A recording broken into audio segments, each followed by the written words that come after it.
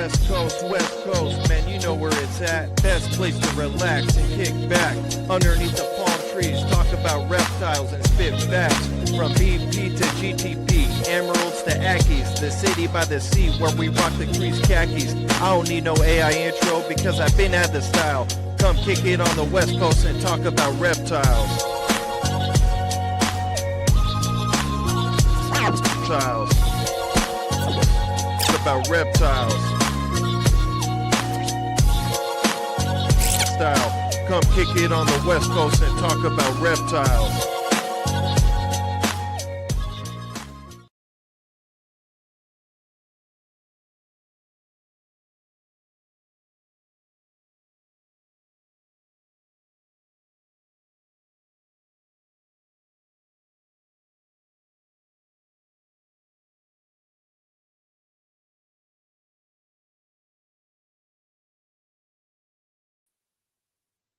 Hey, how's it going, everyone? Welcome to Coast Wednesdays, episode number 3. We got our guest, Tony Hurt from Blue Mountain Pythons. I'm your host, Adrian from West Coast Reptiles. We're going to be doing some high-level diamond carpet python and high-end carpet python discussions tonight on the West Coast. Appreciate you all for tapping in. Let's bring our guest on, Tony. Hey, Tony. How's it going, Adrian? Man? Well, you doing good. Thank you. Can you hear me there? You kind of fading out just a bit. Yeah, I can hear you okay. Okay, good.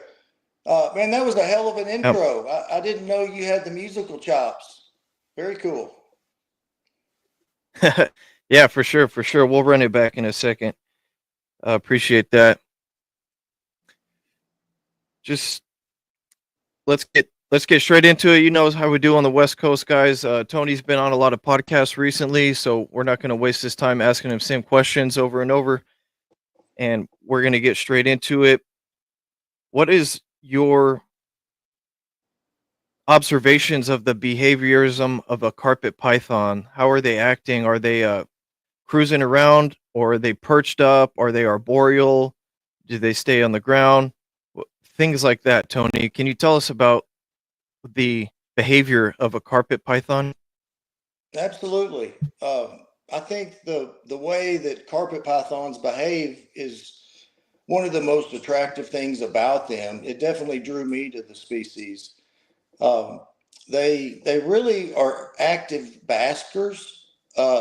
So I have what would be the equivalent of shelving in all my enclosures, and I do have more traditional perching in a few enclosures, but in essence, shelving is what I go to. And I can tell you every day, if a snake is not in shed, it will be out on that shelf at some point and has no regard whether I'm in the room or not. And so it's just to have a snake that you can see, it'll spoil you. You know, I've kept snakes in the past that I'd have to go dig them out of the bedding. They were always in the hide. So that's a really cool thing about them.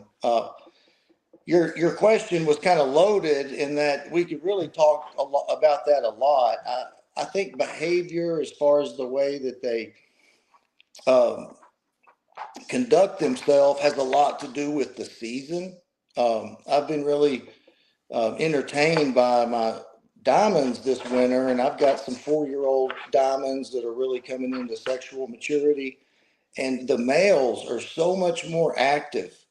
The females really went into just this state of energy conservation where they wouldn't move for weeks at a time, but the males not the case, just really mobile. And I thought that was real fascinating. I was able to get some good pictures of my males on perches, which was great. But you can see everything with carpet pythons. If you want kind of a general answer, I'd say after you've had that snake in an enclosure for 4 to 6 months, you could think about seeing your snake perched 4 to 5 hours a day. And so really a blessing to be able to walk into a room and see an enclosure where the snake is just out for everybody to appreciate. Yeah, 100%. I got a pair that came in last week, and they've been perched up for the most part. Sometimes I'll see them on the ground. It just depends. They're still settling in, but for the most part, the female, she's been perched for the whole time. The male has been kind of half and half, perching or chilling on the ground on the cool side, just cuddled up in that coil position that you see sometimes. I see a lot of pictures of diamond pythons where they seem like they're basking, like you mentioned, Tony, where they're coiled up underneath the heat bulb or something like that, or they're coiled up on a branch. So yeah, I Yeah, and think I think they're very strategic in that. When I have a snake go into shed, I just keep noticing more and more. That seems to be when I observe the most basking behavior.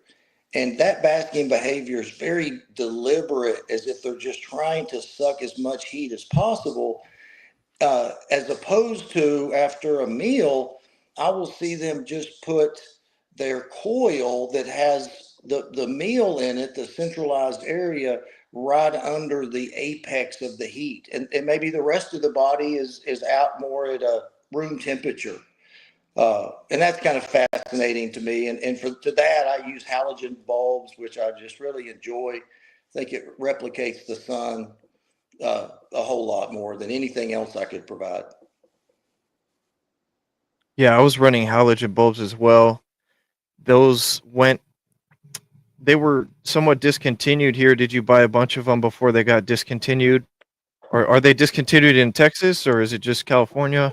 You Or was know, it nationwide?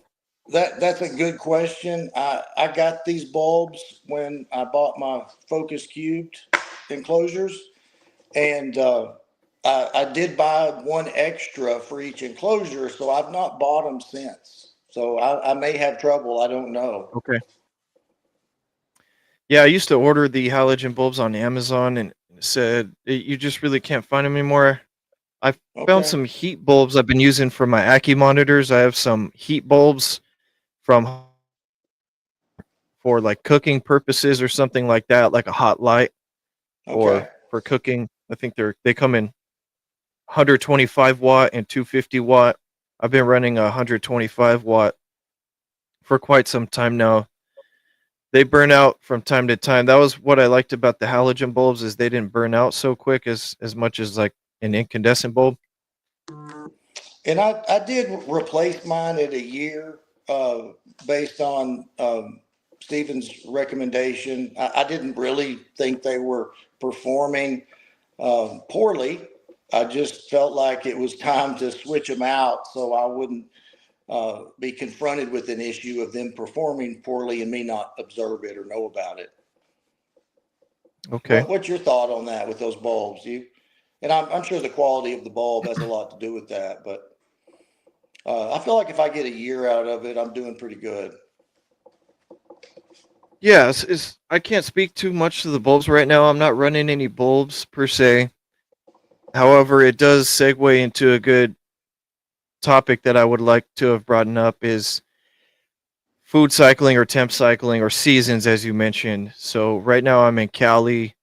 I'm in what pretty much uninsulated room, and you can feel. I turned off all my heat panels recently, as there's a lot of discussion going on about the heat panels, being on forever, 24/7.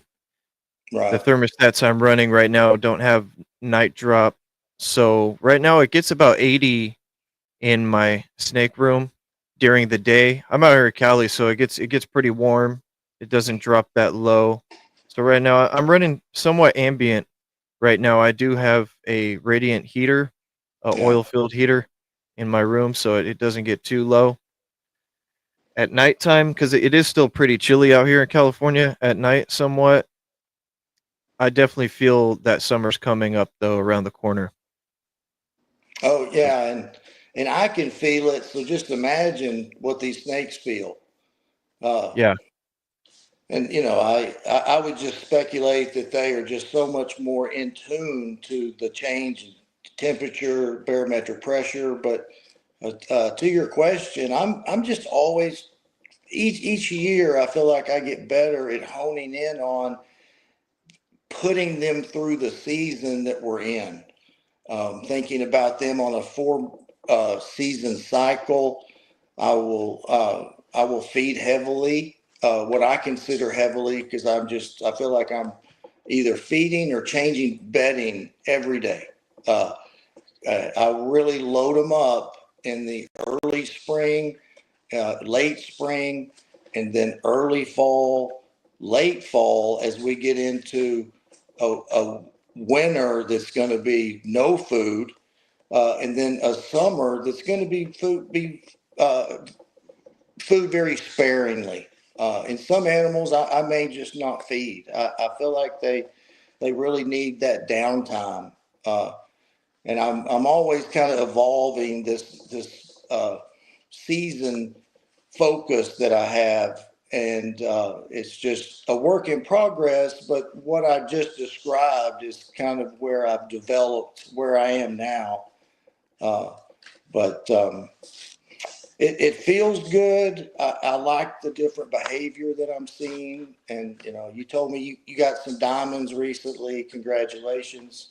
Yeah, thank No you. better diamonds than getting them from Buddy Buscemi. Yeah, He's an OG for sure. yeah. And those diamonds are beautiful. But, Huge props to Buddy. that animal True kind of like professional.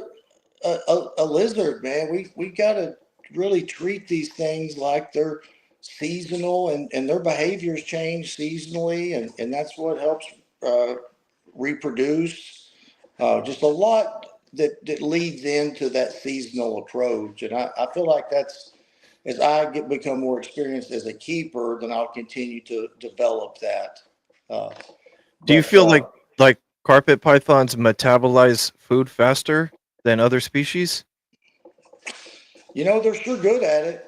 Um, I used to keep big snakes, and they were impressive. A Burmese python can go through a big meal really fast, but carpet pythons are really efficient at that too.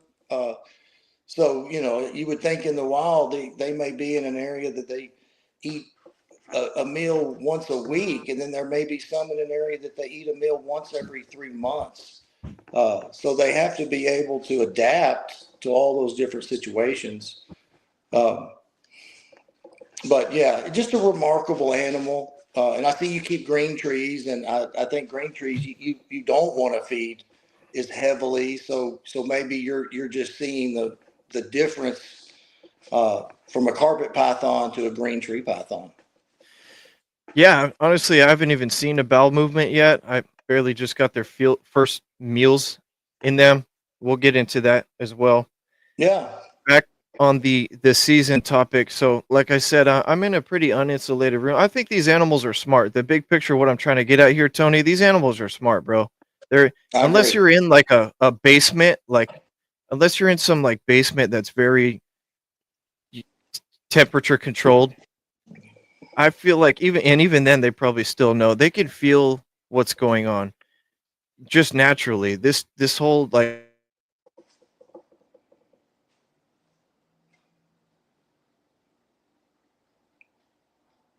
I kind of lost you for a second, Adrian. I'm sorry. There we go. Yes.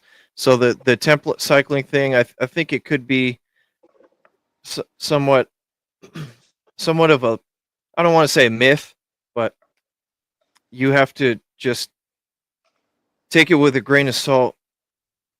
When I heard recently that Garrick was saying that he would temp cycle, don't quote me on this stuff. He would be cycling for food or temperature, and then he wouldn't, and the females would still go on the same time a year later or something, or exactly to the day. And he didn't change, he didn't do any cycling. He said, Yeah. so he kind of disproved. He's like, oh well, then why am I doing all this? you know and what I'm trying to say with the food, I definitely hear you, and I want to try your way of the Thanksgiving where you shut off food. And that's one thing too. Shut If you guys haven't already, check out to Tony's latest episode 3 weeks ago on the Snake Boy YouTube channel. It was very good, and this episode is going to be. Please go tap into the Snake Boy and then rewatch this episode or whatnot, and it might make a whole lot more sense. That was a great show you did. Thanks, man. It was fun. I like Adam. Times where the rodents will be very plentiful, and so I'll just feed. I've got tons of rodents, so I'm feeding, and then in the wintertime it slows down feeding so much. So right there, that's just the natural food cycling. I'm not really trying to do anything; it's just happening naturally, somewhat. And also the temperature changes they feel when there's a cold front coming or a storm, or they can smell the rain in the air. So I think that you can't really overthink the cycling thing too much, in my opinion.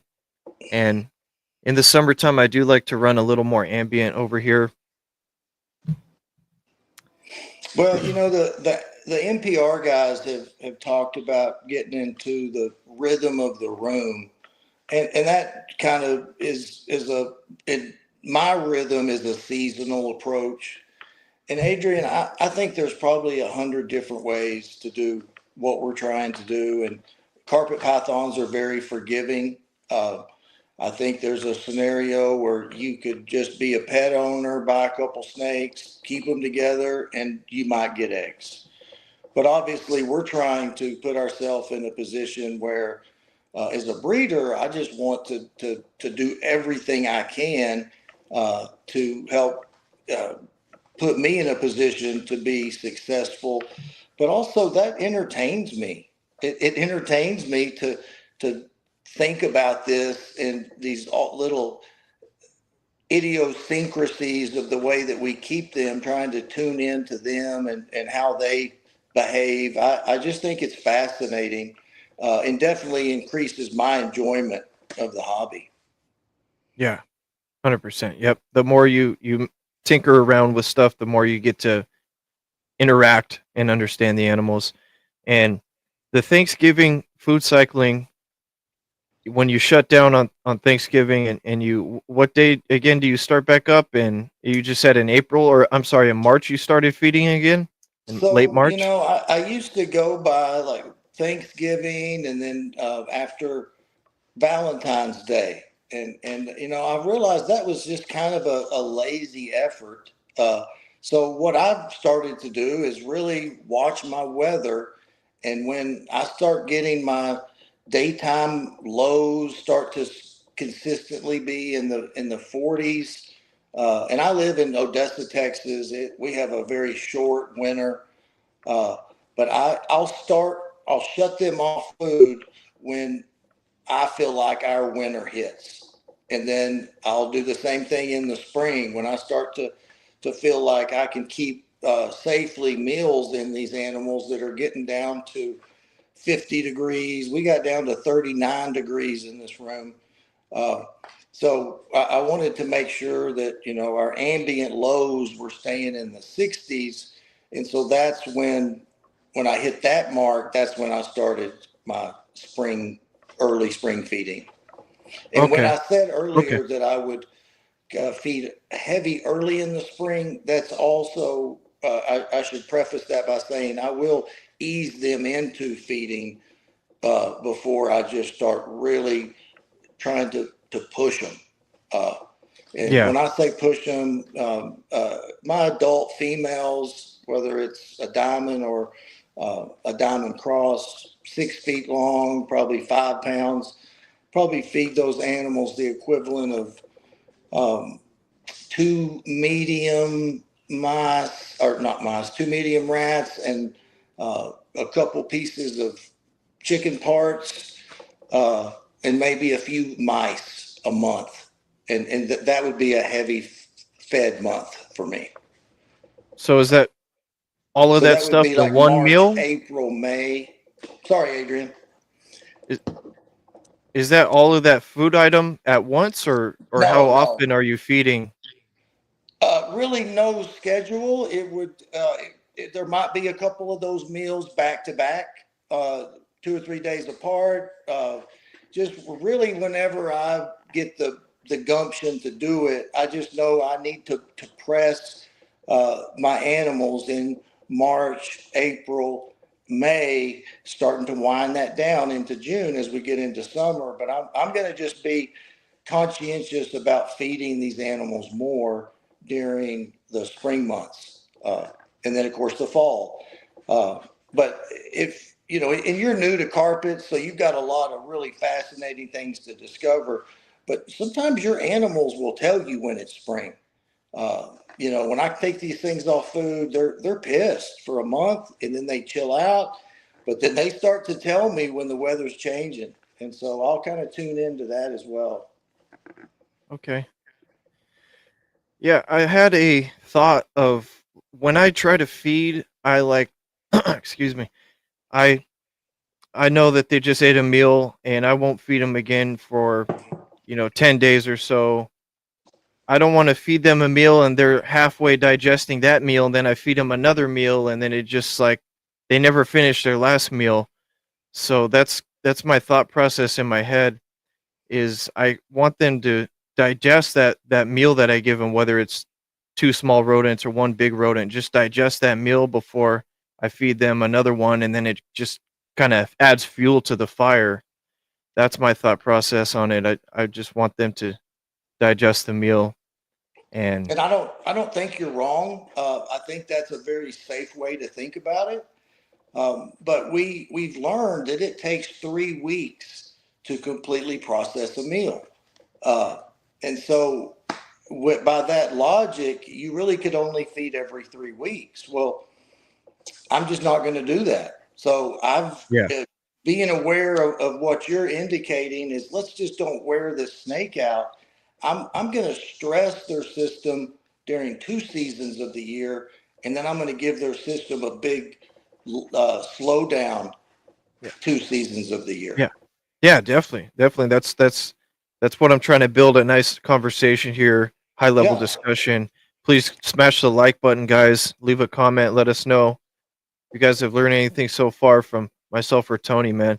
And yeah, I'm just letting you know my observations, my thought process, and feel free, man. Come at me with your perspective, and that's what we're here for. We're not here to agree, to just, but not saying that, obviously I'm not an expert here. I'm a very new keeper to all this, and I'm looking to learn as much as I can from you, man. And Well, yeah, I that's think that, we all have to recognize that we are learning, and that's how oh we yeah, approach this. And yeah. again, there's a lot of different ways to do it. But, Like if, like a snake in the wild, it doesn't know how many, it does it's not gonna they're opportunistic feeders. They're not gonna let a absolutely meal go by when it's walking by. So right, why would they do that in captivity? they can't stay on the schedule. So Yeah. I've kind of taken that mentality to kind of stress my animals a little bit.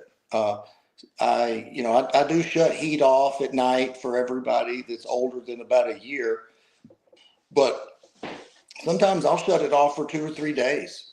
Uh, and you know what? It's probably just entertains me to just try to see some different behavior. But I just don't want them to be become weak because they have no challenges. Uh, Okay. and so Yeah. I don't. I'm not saying that's the way to be, but that entertains me. Uh, and in some regard, I feel like I'm doing the snake a benefit. And so I'm kind of leaning into that. And maybe I'll learn something. Who knows? Yeah, I had a, green tree python, a male that I acquired from Mr. Stiegel. It was produced by Patrick Holmes, and I got him and I shouted him out. I I shared the post that when I got him, I shared his ID number, and someone recognized the ID number, and they were like, "Oh yeah, it's a PH 2205. I had that animal for 3 months, and it never ate a single meal for me, or something like that." Not trying to discredit anyone, but that's what they Right. said to me. And then, man, it like I had it in my collection. It was the first chondro to eat. Man, it's never missed a meal, and he's getting obese. He's I noticed like recently he's really bulked up in size. Yeah. I've just had him since October, and been a great feeder. and it's interesting how fast they can bulk up in size. That's one of the first. I feel like you see it more with a green tree python as opposed to a ball python. And that's another thing. Like feeding a ball python, I'll feed my ball pythons every 3 to 4 days of small meals. I'm a more smaller, more frequent kind of guy. If I do feed a big meal, I definitely give it 2 to 3 weeks to digest it. More on the 2 week side. Yeah. But yeah, No, it's I fed that way for a long time, Adrian, and it works. I think it's a very good way to feed your animals, especially when we're trying to do all this stuff on a schedule. And really the trick to being successful with keeping is you've got to be regimented and take care of these animals consistently. Well, it's hard to be consistent with anything, but when you have a hobby like this, it really is a challenge. And I think people that succeed are just really structured in that way. But if you're getting started with an animal and you don't have a lot of reptile experience, you don't need to try to seasonally feed. That's just going to mess you up. But I think if you're a experienced keeper and you really want to maximize what I think is the most beneficial way to care for a carpet python, I think seasonal feeding it's fun for everybody. It makes you think a little bit. yeah. Yeah, I'm definitely interested in giving that a try. The animals I have now are still fairly young. It's quite interesting. I acquired these animals. I think they're about 18 years old. They were born in September of 2023 or so. Okay. 18 months. Yeah, they're about 18 months old, I Yeah. believe. I can't do the math right now. They're coming up on 2 years, and yeah, it's about 18 months, probably a little more, about 20 months, and they're still quite small. It's pretty adorable how small they are. And what is your experience on that? Like the size of babies, they stay. I hear they grow pretty quick. The diamonds from You watching your. yeah, you got it, man. They grow so fast. I think that it's good for the snake and it's good for the keeper to kind of slow that process down and not feel like you have to pump these things up real fast so you can see this big animal.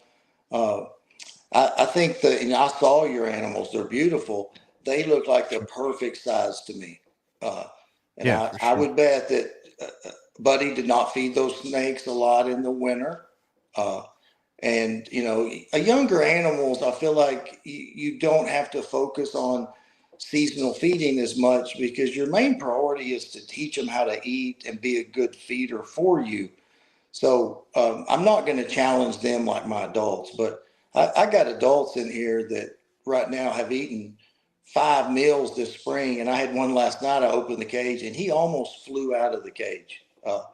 Just Yeah, ferocious appetite. that's great. Yeah, I don't think I would do such quite of a hard stressor as a big seasonal change for feeding schedule on the smaller animals. You wouldn't recommend that, right, Tony? Like, you know, a Well, yearling or 2 year old. and again, I'm going to err on the side of caution, but my experience has been that if I don't feed babies as regularly, then they stop being as good of feeders for me. And I've asked other breeders about this, and some maybe have noticed it. Others, no, Tony, you're crazy. But I really am focused on probably the first 10 to 12 meals with my hatchlings. I'm working on just making them a consistent feeder. And for me, that means feeding every 5 to 10 days. Uh, and if I feel like there's been times when I've gone longer and tried bigger meals less often, and I feel like I'm, kind of not starting over, but I've stepped back a little bit. Yeah. Yeah, Uh, my experience with these, it's quite interesting, Tony. When I get these animals, I'm amassing this Noah's Ark over here, trying to get a pair of species that interest me. I recently acquired a pair of Solomon Island tree boas, oh, wow. and Those were and real popular. I don't know if they were popular. They were real available. in the early 2000s. I think they were coming in wild caught. Did you get some imported, or did you find Yeah, some? yeah, I believe they're imports. Yeah, I got them from. Yeah. Yeah, for sure they're imports, and I got them for a pretty good importer over here on the West Coast. His goes by the handle of Frogs Direct or FD Trading and Exotics. His name is Mike, I believe his name's Mike. So yeah, Okay. and he said that he put them through a strict quarantine. He's had them since last May, I believe. So almost a year they've been in captivity already, and he ran fecals on them and or did blood work or fecal test as well. And yeah, it's pretty interesting when you deal with these importers and you understand how he like kept them in like a grow tent, like an Amazon, like a weed growing tent or something.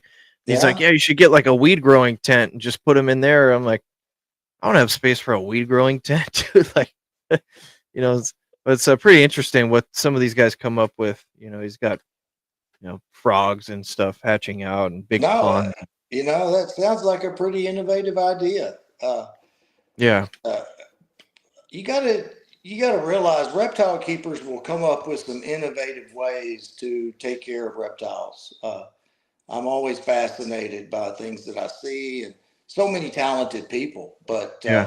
to be successful in this hobby, you really have to know a little bit about a lot of different things. And I know just about enough about construction to get me in trouble, but uh, it does require a lot of Yeah. different facets of knowledge, doesn't it? I think you mentioned you have to be like a HVAC technician to get. So was Right. that a quote from you? Yeah, to get the diamond pythons dialed in or something like that. Man, Um, I had so much fun getting those snakes cold this year. Uh, I just thought it was the coolest thing having to put on your beanie my and a my hoodie. beanie and my winter coat, and I'd come in here just freezing, and these snakes that act like it's a tropical day. Uh, Yeah, they you just definitely were have to be unfazed. handy. You gotta know what you're doing. Some of my friends say that I nerd out, like, "Oh, dude, you're a total nerd on this stuff," and I am, man. I am. You can Well, see right yeah, here. you I know, built my this. son's into Pokemon, and I can sit and listen to that for about 10 minutes, but he loves it, and I think that's one of the great things about social media and the internet. If you want to get into something, you sure can. Yeah, I'm a carpenter pretty much by trade, so I built this enclosure right here, right behind me. I built all the perches and the enclosure, and built it from scratch. Wow, So, man, that looks awesome. And yeah. and that's got to be gratifying to you. Not only do you get to see those animals, but they're Oh in the yeah. house you built. Yeah. Yeah, I Yeah. built a lot of enclosures. Actually, I built quite a few. I built racks, enclosures. I have posted a bunch on my YouTube channel of how to do it yourself as well. I'm really transparent, try to help people and share Yeah. the knowledge, and that's what I've been doing for a number of years. Man, just And the willingness for people to share in this hobby is just it's remarkable. yeah, and As a just breeder, I'll invite you to here have come buy the best of my best, and then you can compete with me. But it's just not about that. It's about helping someone succeed, and just enjoy life, and taking care of these amazing snakes and being successful with them. Man, that's to me I get a lot of joy out of that. So if I can share it and help you do the same, man, it's a good feeling. yes, sir, yes, sir. Yeah, and where I was going with that, I was buying the Noah's Ark of stuff. It's funny when you get stuff and it comes in and they're all stuck on different prey items. Mm, I've noticed that a right. lot of animals they get stuck on rats and mice. So over here, I'm working with desert field mice, Yeah. and yeah, and I try to switch the animals over. Their first meal when I get them, I try right away just to offer a desert field mouse and see if they take it. And most of the time they will, but I'll have a few that are stuck on the prey items. I had a green tree python that was stuck on frozen thawed rat fuzzies, and I had to feed them four of those before they finally took a desert field mouse. And then Wow. I had the Solomon Island tree boa female. The male took the desert field mouse right away. The female, I had to feed her 2 rat pinkies, and then finally she just took her first desert field mouse. Oh man, it's like such a release when they finally take it. It's like, oh yeah, you finally accepted the meal that I'm offering you, and I don't have to Yeah, go to the because I that or else because if I gotta go buy them this special rodent because I'm only breeding one type of rodent, and that's I only really want to breed one type of rodent. sure. They're the cleanest. I've bred Norwegians before, and they're just a little messy. They get they outgrow your animals so quick. I don't have large animals, so they outgrow my animals fairly quick, and they're pretty messy. Oh yeah, it I'm needs to be trying to convenient. For us to yeah. be consistent, it can't be not everything can't be hard. Uh, Yeah. So I but got the pair of there's a diamond. lot of people that won't feed carpets mice because they're afraid they won't eat rats because they'll get stuck on mice. And I can tell you, I haven't had that experience, but all my stuff pretty much has diamond in it. Uh, Yeah. but I Usually do. you hear the. I'm sorry. No, Go ahead. no, go ahead. Usually you hear the contrary, where they're stuck on desert field mice. I've that has not been my case. It's been the opposite. They're stuck on rats or mice, and you could tell that a rat and a mouse have the same kind of smell as each other, as opposed to the desert field mouse is a completely different smell. Especially how clean that I keep them. They smell like they just took a bath almost. Yeah, Mm. I agree with that, and I will agree with it saying that I don't know what a desert mouse smells like. But when you buy from different breeders, every one of those rodents smells different.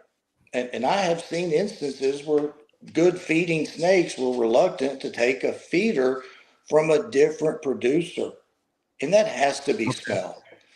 Uh, ball pythons notorious for that, and they're very finicky. But I do try to get my carpets eating a variety of things when they're young, uh, so that they're accustomed to different smells. Um, I had a little situation one time that I thought was fascinating. Uh, one of my favorite snakes, she's about 8 years old now, is Firefly, and she's 50% diamond jungle. And as she was a hatchling, I was keeping her in a shoebox, and I had a really small, kind of sectioned off with a hide, and she would eat rat fuzzies, uh, frozen thawed. Well, one day I'd gone to buy some live to feed some hatchlings, and I bought some live fuzzies. I dropped hers in there. She wrapped it up. I closed the drawer. The next thing, and then I'm, hurried off to go to work or something. And I come back that night, and she had not eaten that rat, and it was still alive. And she had just torn this cage up. You could tell that it was just hell on the home front, uh, for probably 12 hours. And it took me a long time to get that snake to ever eat another rat. She was so traumatized by that event that she would not eat them. Um, and that to me lets me know there's a lot of smell that's going on in their feeding responses, and I do think they get accustomed to smells. Uh, and the way I got her back on rats is I would wash rats with Dawn dishwashing detergent and dry them, and sometimes I'd wash them twice.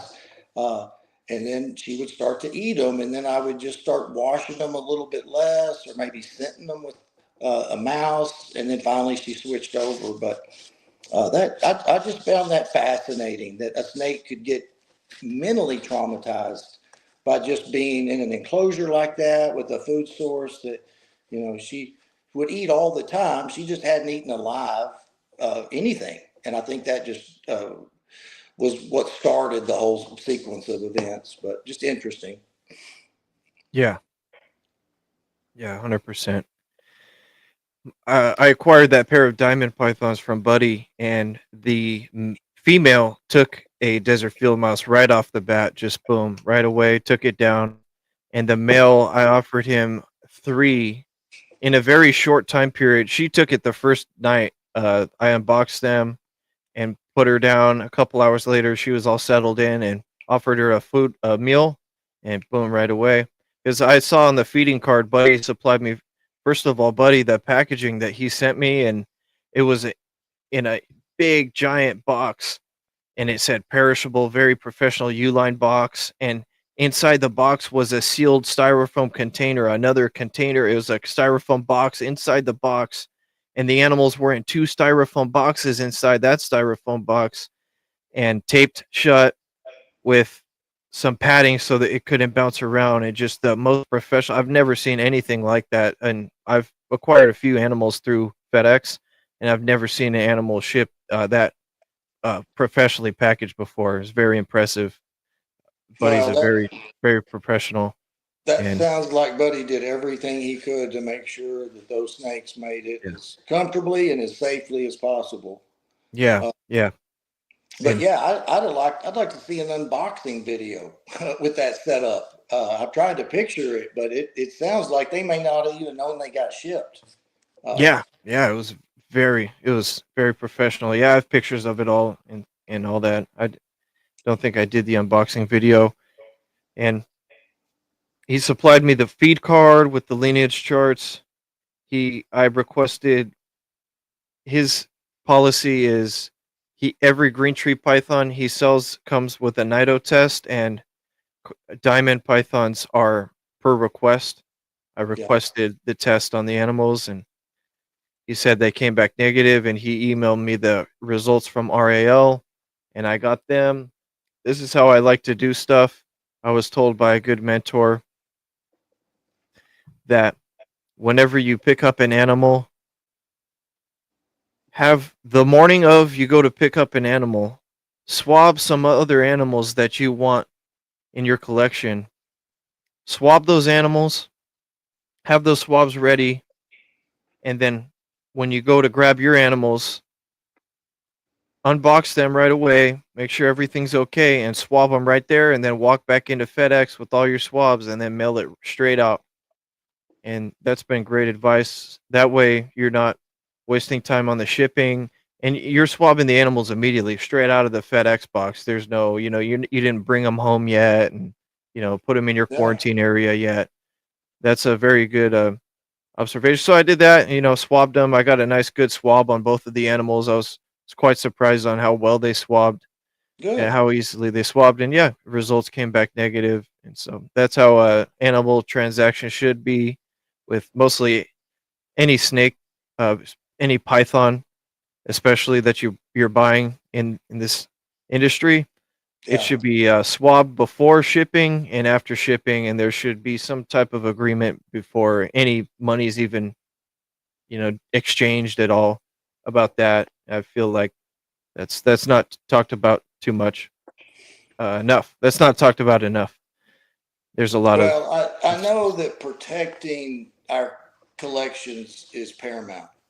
And yeah, if yeah, there no, are precautions that we could take that are reasonable, I think it's good to take those precautions. And I think yeah, everybody's got a different level of comfort. Uh, yeah, yeah. I and heard I'll tell you, your point of view. I'm sorry, go ahead, bud. I heard your point of view on it on the episode. I think with Snake Boy, you don't really you keep a nice tight collection, and you try to limit risks, which I think is a great idea. I believe that's what. And and I'm very old school, about a lot of things. And this swabbing is, it's great science. And this may be something that I just need to get my head around a little more. We all want to kind of move forward with the hobby the way that it's Yeah. growing. And obviously, the It's more people vital. do it, it's probably just going to get cheaper. Yeah, it's But vital for new keepers. You have to do it. There's no other way around it. You have to do it. And unfortunately, it's that's It doesn't. And actually, I've had more captive bred animals test positive for nido than wild caught. And I haven't acquired that many wild caught animals, but that's why I try to go for captive bred. But Right. they still come, you know, even though it's just the only ones that have been nido came from one single source. So that I'll say, Yeah. so it's just that source. So Well, definitely I tell you, break if I down. was bringing in adult animals, I'm going to be as careful as anybody. I think that those animals have just been exposed to so much more. Uh, every day that animal's alive, anywhere but in your collection in a clean environment, it's Yeah. exposed to something. So Yeah. I really try to get, usually when I'm buying something, it's not on a whim. And I've talked to the guy before or girl, but before they were hatched. And so I'm probably getting that animal at 5, 6 weeks. Yeah. And I Yeah. feel That's the better best way about to do that. it. Yeah. You're exactly right, Tony. Buy hatchlings. I tried to take a shortcut and it wind back to come around and bite me in the ass, man. I try to buy a yearling or a 2 year old, and the longer that animal is with that owner, the more risk it has of having something. The faster you get it out of there, the better chance it has of not having anything. Unfortunately, that's how it goes. Well, and sometimes it just takes people a while to learn that because, part of this hobby is it's so addictive. And so you see something Yeah. you want, then you just kind of rationalize, well, man, this one won't be sick. This guy's been taking good care of it. Uh, and I really tried to avoid those impulse reactions and the rationalizations we'll do with ourselves and just be practical. Yeah. Uh, kind of staying on your on track, right? Uh, Yeah. and to that, we were kind of talking earlier. It's a great goal oriented hobby, and I hope people that are doing it seriously have thought of what their goals are for their collection or just what they want to do with it. And I love to think about those things because there are a lot of good things that can come out of what we do. Yeah. Yeah, man. So So how you liking uh, those Salmon Island boas? I remember those were some pretty nasty critters when I was around them yeah. back in What the day. one last thing is just like, I never even knew what a nido test was. I really was so excited to get into green tree pythons and get a nice chondro. I had ball pythons, and I kind of bought some bottom shelf ball python stuff. I'm like, oh, you know what? With the green tree pythons, I'm really gonna do it right off the bat the first time. And unfortunately, I didn't even know what a nido test was. Like I say, you don't even hear much talk about it. Honestly, like still, even you hear a lot more right now. There's because Yeah. it's really Well, prevalent right now. in the green tree community, they really have bared down on this. I've Yeah, learned a lot about it from yeah, listening to them. yeah. I wasn't on the forums. I wasn't in the Facebook groups, and I wish I was. You just hear I never even knew what a nido test was. I got my first couple of green trees, and then when I got my wild caught one, my first wild caught animal, and one of my mentors was like, "Oh, make sure you nido test it." And but the captive bred ones, I was like, "Oh, they're captive bred, they're cool." So that's what I'm Right. trying to get at is like, just False because sense of something's wild security. caught, a wild caught animal could be healthier. Yeah, it's a false sense of security, exactly. And so that's just my last thought that I had on that. But yeah, Well, Solomon Island there's a tree good boas, they're chance that awesome. wild caught hadn't been around as many animals as those captive bred ones have, right? Yeah. Uh, Yeah, man. there's You don't some know big how collections in yeah. this country. Uh, Yeah. You don't and know how people are keeping these animals too, I mean, you don't know what's going on. Are they feeding them frozen thawed? Are they putting the rat? Does it strike it and they wrap or who knows how they're feeding them are and feeding how, a meal, you know. off the same tongs, Yeah. that they would feed things that are Yeah. questionable health. Are they picking up a meal that didn't get eaten and feeding it to another animal?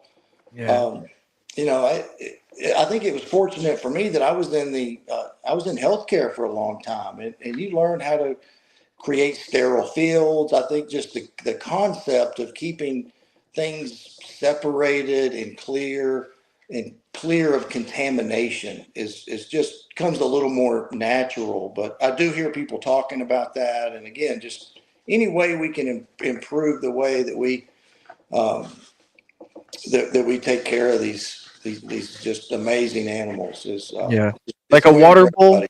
I have individual water bowls. Like a water bowl, I don't like wash it and then give it to some other random animal. I'm like that water bowl has its name on it, and that's only going to that animal. That's just Okay. one instance of a biosecurity. I'm not, Yeah. which washing water bowls and doing water bowl roulette. That animal has its water bowl, and that's it. And yeah, and so yeah, the Solomon Island tree boas, man, very interesting species. They're sexually dimorphic, so my female is way bigger than the male. I know Mark Hager out there, Texas Chondros. He has a nice little collection of Solomon Islands. That's Oh, how I that's how I learned about them, yeah. and that's what brought me to the interest in acquiring a pair. And the male is, yeah, he is much smaller than the female. He might be younger, a different age as well. They're on the dark side, quite melanistic. That's why I acquired these pair, and they do change colors. It's Yeah. quite interesting. Say it is it at night they kind of white wall a little bit or lighten up. I'm trying to figure out why they lighten up. I feel like it's temperature. I think it has something to do with the temperature. Maybe when they're it's yeah, I'm not exactly sure, Tony, exactly why they change color. That's It could my be thought. camouflage. You know, they in Yeah. different light. You know, these animals can hide better, and you know they're so beautiful.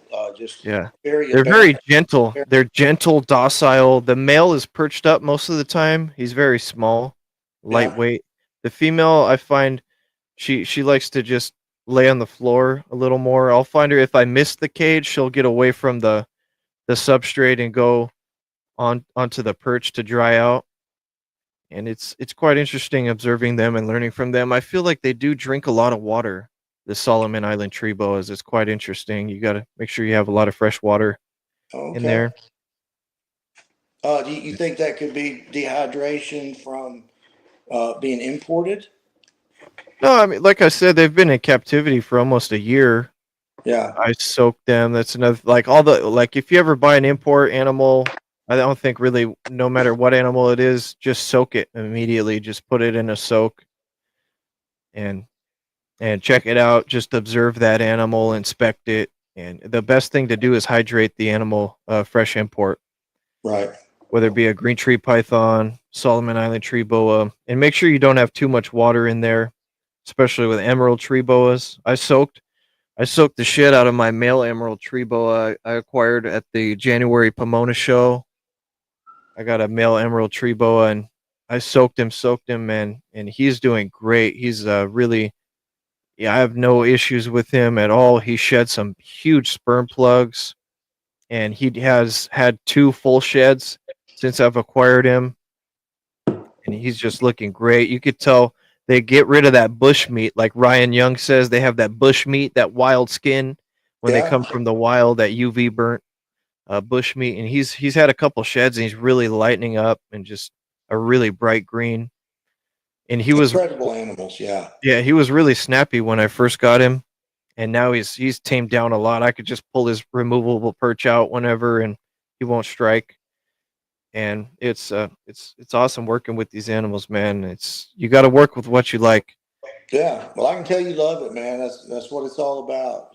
Oh yeah, Just let your passion drive. yeah.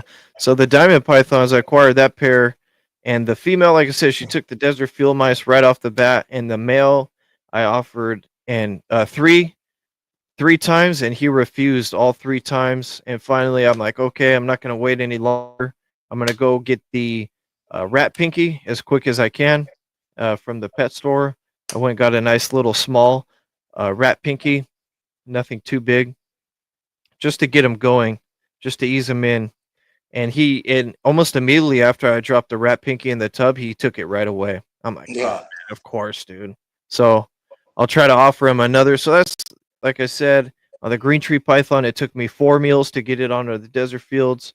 Solomon Yeah. Island tree boa, it took me 2 rat pinkies, and then I finally switched it over. And then now I got the diamond python. We'll see how fast it'll convert over to the prey. It's Well, they're such good feeders. I'll let you know, Tony. If I have a snake that refuses over here, it's usually because they're gravid, and sometimes even the gravid ones eat. I've had snakes eat when they're on eggs, but just a really hardy animal. But the desert field mouse just it may take you a few meals to get him to take it, but Yeah. you When can you're always what wash it with Dawn. It's a pain Yeah. in the ass, but it does work getting that smell Yeah. off of it. Yeah, when I first get the animal, I'll try to replicate exactly what the breeder that I got it from had them in. And right now I got them in the V18 tubs. That's what Buddy had them in, so I've got them in my V18 tubs right now, settling in there. And I try not to mess with them too much when they come in. It's really exciting when you first get an animal, and you just have to refrain from messing with it too much and just let the animal settle in. It's a huge change for the animal to come over from, Maryland to California. So I bet it's a huge stressor. And, by the time that it's settled in, it's like the wow factor kind of wears off a little bit, but it's awesome, man. Yeah, I It's try worth the not to. wait. It's I worth try the not wait. to mess with my animals much. Yeah, yeah, I heard that you kind of just like to look at them and enjoy them, and that's my same approach as well. My green tree pythons, I never really free handle them at all. I'll take I do my business, get in and get out.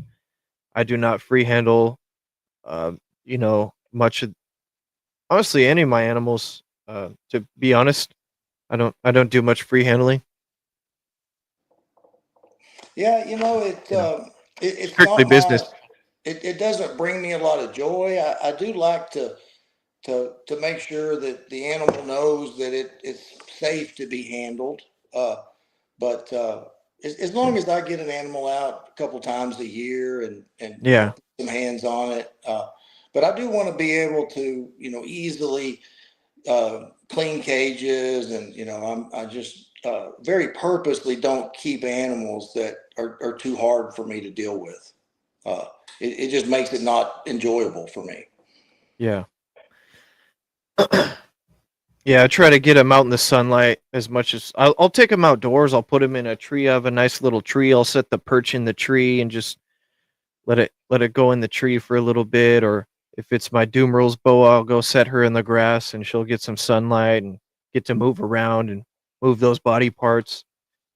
And I'd like to bring them out and just not into just holding them per se. Yeah. And so when you're doing your cycling, You, I kind of heard you reference like you hadn't been doing it for that long. How long have your regiment that you're doing? How long have you been doing this newer regiment? From what I Well, understand. yeah, and again, it's kind of evolving. But when I started breeding snakes, probably produced my first clutch of snakes in 1993. Um, the guy that was my mentor taught me how to use the window method, and just like a lot of people still do, crack those windows in the winter, get those nighttime lows dropping.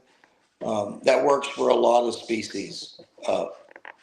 And I think that as you just kind of see what's happening there is those animals are recognizing that it's winter. It's time to start converting energy, the females, into producing follicles. Um, the males are starting to think about breeding. All this is brought on by these hormonal changes, by the change in the seasons.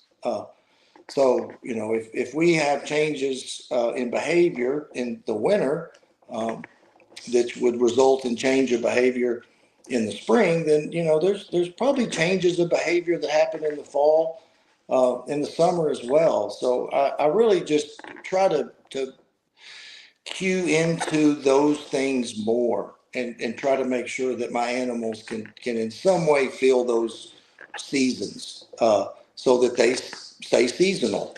Uh, Yeah. and you do that with feeding. You've got all my lights in my room, which this is a special occasion to have a little bit of light on this room after dusk. But we're on a natural light cycle. I think that's very beneficial. It really gets these animals tuned in to what season it is. Yeah. Our days are getting longer. Well, guess what? That means we're getting closer to summer. Uh, and I don't think they think like that, but I tell you, every day at 6 o'clock, man, everybody comes out. Uh, Yeah. they know the sun's starting to go down, and I think that's just ingrained in them. Uh, So you took so a break from breeding. You had your first clutch in 1993, but then you got out and got back in. When did you get back in? so I was kind of a revolving door there for a bit, and got back in about 98, 99, and really was pretty successful and enjoyed it, probably until about 2007. Uh, and went through some stuff in my personal life, got a divorce, and just becoming like a single dad. I didn't have time, and so I just backed away from everything. And when my daughter got to about junior in high school, I felt like I had time to start doing it again. And I've just been fortunate because I've been able to utilize some things I've learned in the past. Kind of learning from mistakes, and learning from successes. Just really evaluating what I've done in the past to really increasing my enjoyment of the hobby Yeah. now. Which my enjoyment is I've been successful with getting snakes to reproduce, keeping animals healthy. Um, it's just, man, Yeah, you it's got a been. badass collection, man. You really doing it. You're I can see you're enjoying it, man, as well. And so with Man, this, I don't. I you've wouldn't want to. I wouldn't want to think about my life without these animals. Just such a big yeah. Oh, component neither of could my I, bro. everyday. Yeah. Yeah, neither could I, man. I bleed this shit. And so you've got your high level stuff right now, bro. You're really honed in on your craft right now, Tony.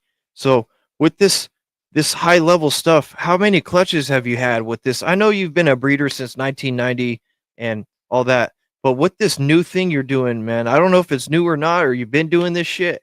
Like, how many clutches have you had, bro? These high level, you know, like, is this kind of something new that you're kind of getting back into, or Well, what's your success been recently? so when I got back into snakes, I knew I wanted to just kind of focus on one species, and Yeah.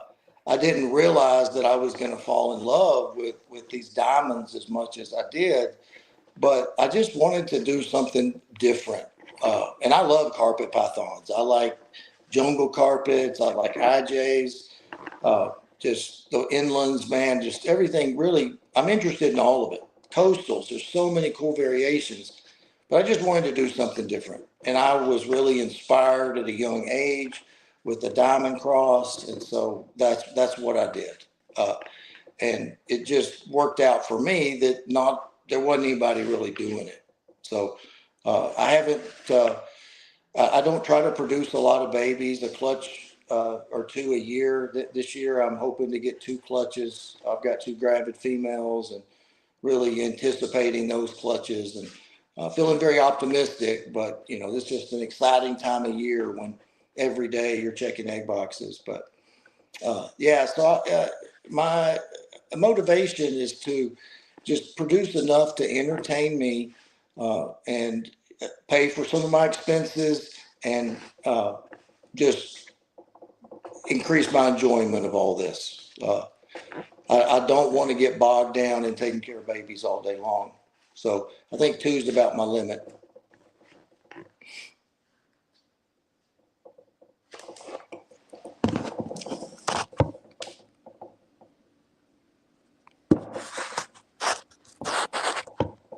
think I lost you, bud.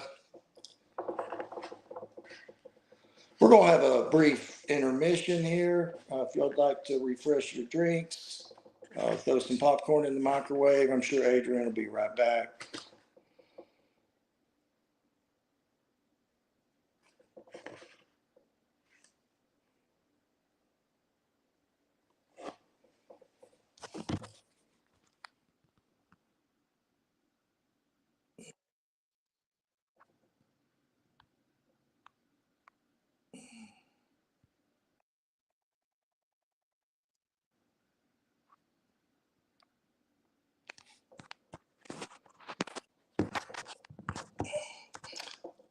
Adrian, can you hear me?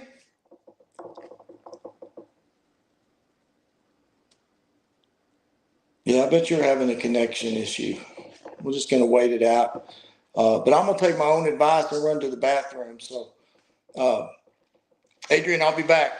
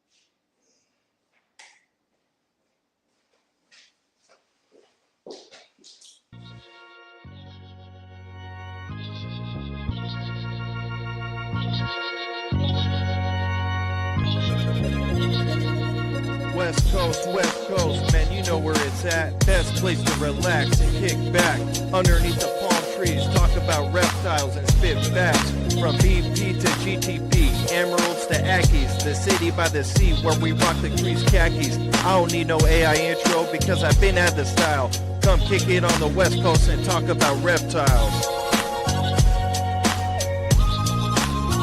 Reptiles. Talk about reptiles. Come kick it on the West Coast and talk about reptiles.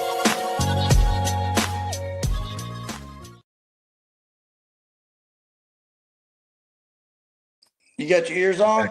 Yeah. There he is. I apologize, man. Sorry, going through some difficulties, everyone. Thanks for hanging in there, Tony. That was a great bathroom break for me. I hope everybody got to get up and move around a little bit. Yeah, no problem, man. No problem. If you need to take a break, just let me know. Yeah, we were just getting into it, like how many clutches you had, and you're loving all the species, the IJs and the jungles, and yeah, love all that stuff. But wanted to do something different, and I just feel like I made a good decision because what I chose to get into, I've just loved it. And you know, when my first snake that I bought was this mutt of a caramel diamond coastal. And I bought that snake because the genetics were, the lineage was clean. I knew that it was produced by a diamond male to a super caramel coastal. So if I was ever going to be able to know exactly what blood was in these combinations, then I needed to make sure that what I bought, I was confident that I knew what was in it. But that snake really got me started because after I raised her up, I produced a bunch of diamond crosses that were 50% diamond, and the caramel stuff that was in there was really cool. And I had some caramel zebras and caramel zebra jags, and that was back in 2021. And so this is the first year I've been able to breed one of those females that I produced from that very first clutch. And so I'm really excited that I'm going to produce, for the first time I've ever seen, a 75% diamond, and hopefully I'll get some caramel zebra jags in there. And wow, I just want to see what these monstrosities look like. yeah. I'm Diamond makes everything better, but I've seen a lot of them with 50% diamond blood, but I'm really excited to see them with this 75%. yeah. I haven't heard much about the caramel carpet pythons. What is the caramel? The caramel is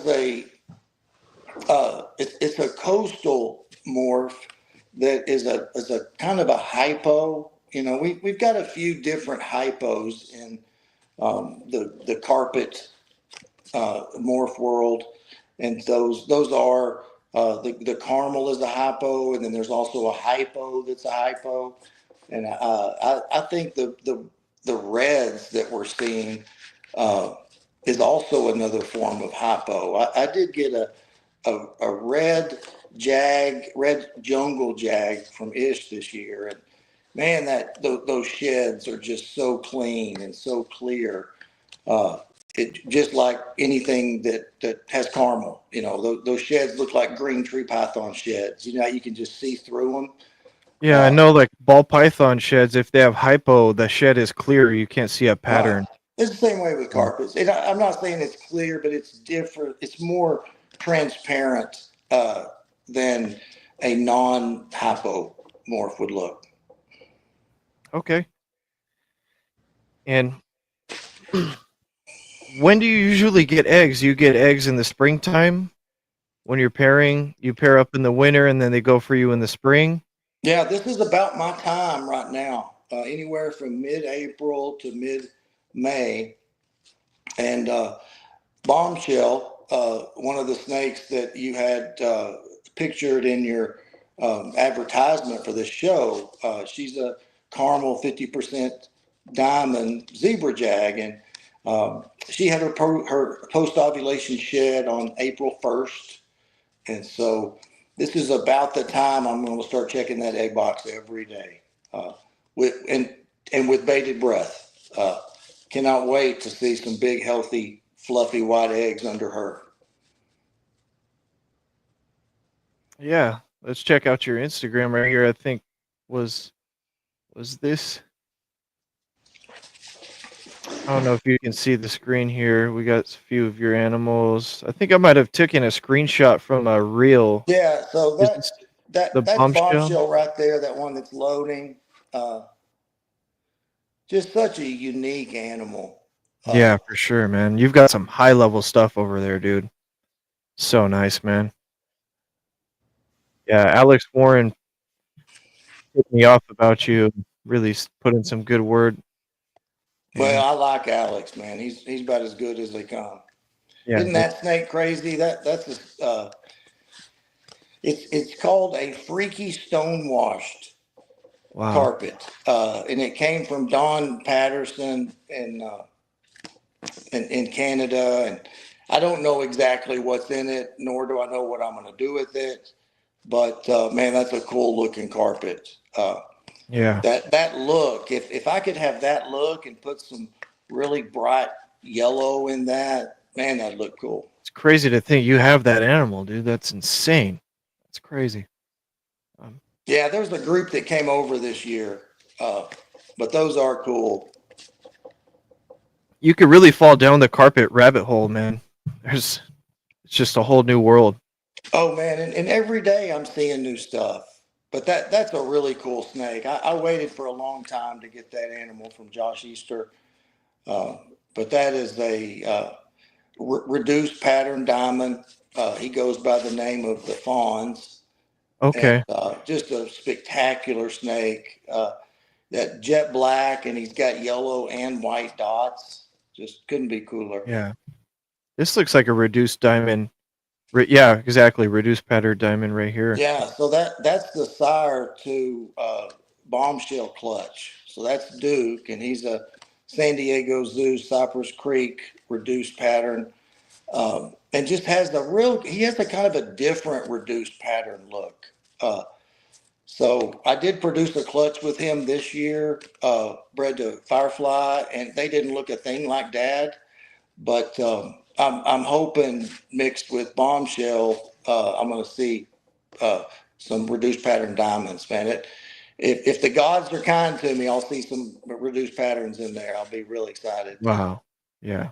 I think this might have been the picture. No, I don't think so. Okay. Yeah, is she ready to feed right there? That's kind of a Oh, feeding. she's ready to feed Oh, every she's. Oh, second of yeah, every day. yeah. That snake has had the strongest feeding response of any snake I've ever owned. All day, She, every day, just yeah, like that. she doesn't look like too big of a size, like for a carpet. Like she looks She's about pretty. 5 foot now, and probably about four Yeah, pounds. Uh, about as big around as a Red Bull can. And four I'm kind pounds. of Oh, learning to really? keep these animals smaller. It makes it easier on me and them. And I've always believed in you got to feed to breed. Uh, Yeah, and so I do feed my females more, but I am encouraged that I'm seeing smaller snakes year by year. So I'm learning something. yeah, for sure, man. And then, of course, next year I'm hoping to try at least one pair of 100% diamond pythons. That's going to be a pinnacle year for me. Okay, yeah. Have you had any pure diamond pairings? No, I haven't. Um, I all my diamonds. Well, my base diamond collection was four different animals that were all born in 21. I've since acquired a 22 and a 23. But those 21s, one of those females is going to be ready this next season. She really showed some good reproductive behaviors to me this winter. So I feel really confident about her. Okay. Yeah, great, man. It's cool checking out your page right there. Hope Yeah, everyone's I enjoying it. haven't looked through it like that. I appreciate you showing that to Yeah, us. no problem, Yeah. man. No problem. You're How about you? you, Are you still collecting? Are you doing any breeding over there? yeah, I'm yeah, actually I got my first successful lock on this female green tree python right here. Carpets look like a lot more heavily bodied than a green tree python. Is that Yeah, if right? you have a green tree python as big as a carpet, you might be doing something wrong. Uh, Yeah. they, Yeah, I got my first lock on this female. man, she Okay. looks good. She looks like she got some weight to Yeah. her. Yeah, I acquired her off of Craigslist, and I got another male off Craigslist that I got. And yeah, they both tested Nido negative. Supposedly, this female came from Harlan Wall, a Oh, famous wow. conjurer. Yeah, supposedly that he produced her, and And I ended up trust on the guy. Craigslist. That's a shame. Yeah, yeah, he said that he paid $1,500 for the yellow Neo, and it's 5-year-old female, and it came with the enclosure, for really good deal. And the stars and planets aligned. I jumped right on it, and really glad I did. She's a really nice, beautiful girl sitting right here, right now. Really Well, happy with her. isn't it awesome when it works out? Yeah, Yeah, that's yeah, man. You can find some nice. There's a couple of green trees on Craigslist right now. There's a red Neo Biak in California here, and there's a nice another female that looks just like her, about 2 years old, for a really good deal. But it's sketchy. It's now that I know what I know now, it's like, oh, I'd probably want to Nido test them before I would bring them into my collection. Ask the person, hey, can I come swab it really quick and or something before I and there's some acquired it. really cool projects out there with those green tree pythons. Yeah, yeah, The it'd be high interesting yellows pairing. are cool. The melanistic, man, those are so badass. I Yeah, like the actually, Harus with a bunch of white. That's for cool. sure, for sure, man. Yeah, everything is, man. I love it all, man. And I got my first clutch of ball python eggs. It's actually my first snake clutch ever. I just got it about 3 weeks ago. Well, that's Really life stoked. changing. Yeah, Man, way to man. go. Yeah, I got 4 good eggs and 1 slug, which is Okay. great for a first time female. I mean, I think that's great, man. Yeah. I'm breeding those. I'm feeding those desert field mice, and you hear things about like, oh, when you feed them those field mice, they really like it. You hear that they produce better, or you get better results when they're on that type of prey. Huh. That's what I've heard before. And hey, man, I mean, I hear people slug out. They get 5 slugs. I got 4 good eggs and 1 slug. So I mean, if you know, I Yeah, I bred a lot of ball pythons, and if I got a clutch that was 8 eggs, I was stoked. And hell, I see people getting 12 egg clutches. oh It's yeah, just yeah, amazing. And this was a long time ago, and it's almost like the species has changed. But it was such a rewarding species. I remember hatching my first ball python clutch, and uh, for sure. I think I pulled one of the snakes out of the egg, and ended up having to cut the yolk off of it. I was just full of anticipation and didn't have enough patience. Yeah. Uh, but So I'm excited to hatch a ball python clutch first and start with those and work out the kinks. and it's Yeah. such a cool snake. It's just Oh, they very, are. They're yeah. and they come out looking so beautiful. Yeah. They were my gateway drug getting back in. Was finally like, oh, I'm gonna get a ball python. That's all you see at the reptile shows is table after table of ball pythons. So I'm like, finally, I get one and realize how cool snakes. So I was more of a lizard amphibian kind of guy. Right. And when you have, I bred chameleons before. I bred panther chameleons just as a hobby. I had one Wow. pair and I got 19 eggs and had like 50% hatch rate. Incubated them for a whole year in the closet, room temperature. Yeah, they hatched like 365 days later to the dot. And Were the babies hard to get started? no, no, they were good, man. I just fed them fruit flies, and that's the thing with all lizards and stuff like that is they're everyday animals. Yeah, snake you feed it, once every 2 weeks. You make sure it has fresh water. But the lizards is you have to feed it crickets every day. A Right. chameleon, you have to spray it. They don't drink still water, so you have to spray the chameleon every day, and or make sure it has some type of misting system and feed it pretty much every day. And you have to have crickets on hand and it's a whole different ball game, man. So as me being a lizard amphibian guy, getting into the snake hobby was like, oh man. And then that's how I dove into the arboreals. I pivoted because I was into chameleons. I love the arboreal species. That's what led me to these green tree pythons, emerald tree boas, and shout out to MJ. If it wasn't for him, I would probably not even know what green tree pythons and emerald tree boas were at the time. He was converting over from Fat Snake Tuesdays to All in the Tree Tuesdays, and that's Okay. that's really where I got introduced. So it's He, important that we keep he's got spreading some the word. he's got some good energy. Oh I yeah, like his show. oh, man. I've learned a lot listening to that show and Uh, been he's entertained. he's so righteous, man. He's right about everything, dude. And you just gotta listen, be willing to listen to him, man, and he'll steer you the right way for sure. He'll steer you the right way. Do you have any imports in your collection? I don't. And part of that is with diamond pythons. If you've got imports, you've done something very illegal. Okay. Because we just don't get stuff from Australia anymore. Yeah, Uh, they're so readily available on the captive side. It's like, why would you even get a wild well, card? and diamond pythons. I think that it's a very prestigious snake to me because Yeah, yeah, there's just some nuances to breeding it. And so when you buy a diamond python from someone that bred it, that they knew what they were doing. Uh, yeah, and it's a fascinating snake because it gets so cold to me, like a colubrid. But yeah, I think it's cool that you're getting in that realm, and yeah. it, There's it's only like it's okay five to on be Morph into Market. different stuff. Yeah. Yeah, there's Oh, only there is a like lot. no, there's only like 5 diamond pythons on Morph Market, and 2 of them are just crosses. I mean, no, there's like 7, but 2 of the 7 are crosses. There's only like 5 pure. Buddy's Yeah. still got a male available. There's a nice female actually that came up available on Morph Market. I'll pull it up right here. Give me a second. But yeah, yeah, diamond pythons they seem like the bolins of carpet pythons almost. Well, it's not about the value of the animal. It's just a fascinating animal. Oh, yeah. They To really appreciate them, to me, you have to have kept a lot of other things because they're just so different.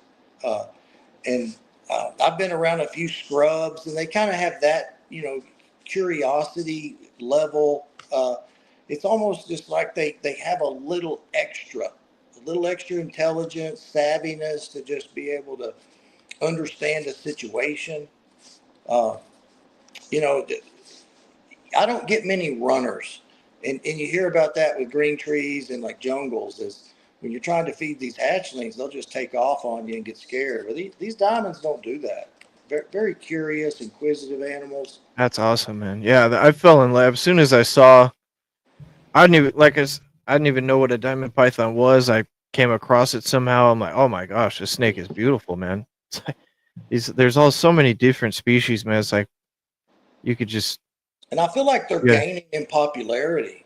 You So know, this one right here, check this one out, Tony. Is a very nice animal right here. There's the reduced pattern one too as well. Look, but I'll show you this female for a really good, good deal. If anyone's looking to get in, get that male from Buddy and get this female right here to go with it. who's This is a who's the colubrid. breeder? They're I can't see it. they're just they're just rehoming it. They're let me see. It's colubrid fanatics. They're in Texas. I don't know. They're a young couple, I believe.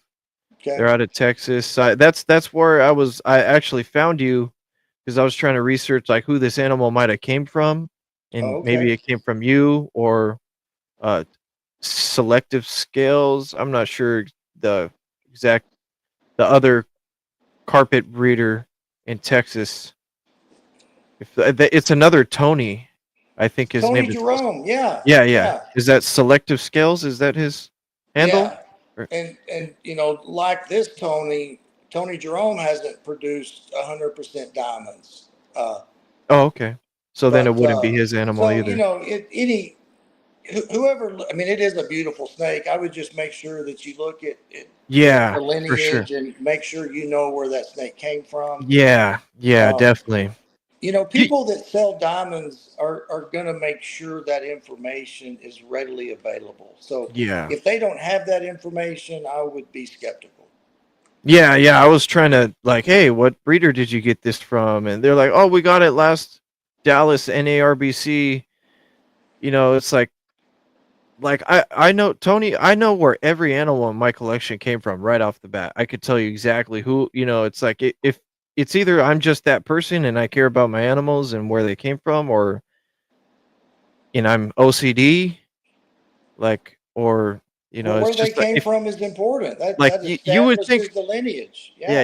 you would think buying a diamond python, you would remember what vendor you got it from. Like, it's not just every day you buy a diamond python. So it seemed kind of ridiculous they didn't know who the breeder was, and And not everybody has the same mentality. uh, I'm this is a surprised nice at animal. It people looks that like will buy. 100%. I've had a couple people buy their first snake from me, and the things they were worried about was how's it feeding? Is this going to be a beautiful snake? They're not worried about lineage. So, there are different perspectives. But if I'm getting a 100% diamond and I'm going to put that snake in a breeding program, I'm going to know the history of that snake. Uh, Yeah. it's just the the diamond python community needs snakes that are produced from a lineage that can be traced, and they've done such a good job with that. And I hope that people that are producing are being uh, viewed as good examples of how to follow and how to conduct yourself, because we want to make sure we keep these lines clean. Yeah. Yeah. 100%, man. I agree with that. And this is another animal that the same seller has on Morph Market. It's a diamond zebra carpet. And so I would imagine they would have bought it from the same vendor. Yeah, I don't know. And it's pretty Yeah. stuff, but to me, just me, because we're sitting here talking about these animals, beautiful snakes. Someone could enjoy those. I wouldn't put those in a breeding program Yeah. because I Yeah. just don't know Yeah. about them. Yeah. And Yeah. I and I That's think why I'm it's good showing to you start. your opinion. Get Yeah, your opinion. Not that I'm gonna, interested, just for someone new watching. give your perspective. This is a real what I call a live reaction. I want your live reaction, Tony. This is what we're doing Yeah. right here. Morph Market live reaction, guys. Smash the like Let, button, leave a yeah, let's go comment. shopping on Morph This is Market. a yeah. Oh, dude, this is high level content right here, bro. This is the real life. This is real stuff, dude. And I mean, this this is a reduced pattern. Uh, this is a pretty cool animal. They got it for. Is this something? Is this kind of what a reduced pattern? Is that the price point where it would go for? Can you read that to me? I cannot see it that Oh, well. $7,500 for a male adult 10-year-old Okay. 11-year-old male reduced pattern stardust carpet python, diamond carpet python. It's so hard to say what the market on that animal is.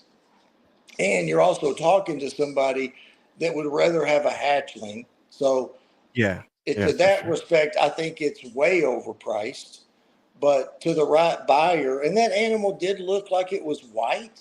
Uh, and I think that's a very desired trait. So if that is a white diamond, then there's somebody that might pay that and be very happy with that. Yeah, it seems fairly white from the pictures. The pictures hard to tell. And Yeah. here's Buddy's. Buddy has a nice male still available. Anyone that's interested here. So he has the female produced by Matt Patterson. He has Cypress Creek and Jeb Bailey lineage. You know these breeders here, Matt Patterson and is that Uh, Cypress Creek I, Zoo? I, Ma- I know of those folks. Uh, think highly of all of them. I'm just the remarkable thing to me is that Jeb Bailey line. You just don't see it a lot. Uh, so I think for somebody that wanted to kind of get into a more unique line of diamond, that there might be some advantageous things about an animal like that. I'm pretty sure I have a clutch mate from this pairing. I bet you do. That kind Yeah. of looks like one of your animals right there Yeah. with Yeah. that thin black stripe on the back. Yeah, I definitely picked like the nice. They were for a good price. Like to be fair, he had a very reasonably priced. I was very happy with supporting uh, Buddy here. So yeah, there's some nice animals, and then he has the produced by Dan Vermilia, and it has Gary Valley lineage and stuff like that. So Oh wow! he says that So that's about as OG as you can get right there. yeah, I mean he has the lineage chart, man. It goes like Yeah. wow, man. It's And incredible how far it goes back. oh It's yeah, like a and just great the fact that those guys were able to reproduce those animals with the knowledge that we had, yeah, it's amazing. Because yeah, I remember back in the early 2000s, there was no way I would have got diamonds because they would just die. And I admired them, but the hell if I would get into that. And wow, it's because we've, podcasts like yours and just helping educate people have, at least made me feel confident enough to do it. And I think other people are doing the same thing. yeah, That man. species, I think, is gaining in popularity. Yeah, Buddy was also mentioning that it's hard to find pure diamonds that are somewhat not related. There's Yeah. not many, like you said, there's not many successful breeders. They're more of a prolific species, and also there's not a lot of blood. I feel like in the states, it's kind of like basins. Yeah. And, kind of tapping into some of those underutilized lines, we may have some whole different variety of looks. I Yeah, see a lot of San Diego Zoo seems to be the most prevalent line that yeah, I see. Uh, yeah. I I know Gary Shavino has a lot of interest with the San Diego Zoo. He posted he, he wholesaled a clutch from them.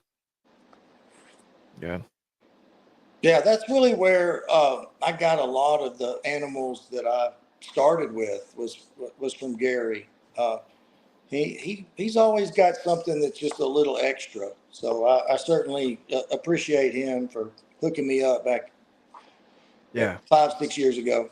Yeah, he's got some nice Sanzinias, those green Sanzinias, the Eastern. Man, Yeah, those things are incredible. Yeah, those wow, bucket list species for sure.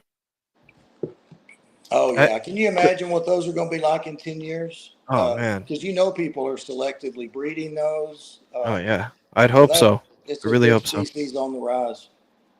Are you only have carpet pythons at the moment? Is that the only That's it. species? And Adrian, this room gets so cold, I can't keep anything else in here. Yeah. Uh, Okay. and it hadn't been too long that I've had an isolated room, and so man, I'm stoked about that. But this is the cold room, and I don't have any plans on getting anything that can't stay in this room, at least for the time being. Okay. All right. All right. Yeah, Hear I you. know it's kind of boring, but Oh yeah, man. it keeps me going in the right lane. Yeah. Yeah. I know it's. I have 10 different species of reptile over here. I got 9 species with breeding pairs, and it's fun, man. It's fun having some diverse. Yeah, and I've done that. So, maybe the reason I don't have to do it is because I've done it before. Yeah. Uh, Yeah. For sure. You but I gotta think like throw it's a everything great at the way to wall, learn. see what sticks for you, Sure. and I know someone said on a podcast recently, he's like, "Oh, you'll do good with Amazon tree boas if you focus on your green tree pythons." That's that's kind of what I'm thinking because there's so much of a slower process with Slower metabolism. the Yeah. live bears. Yeah, the In the slower. humidity Yeah, requirements.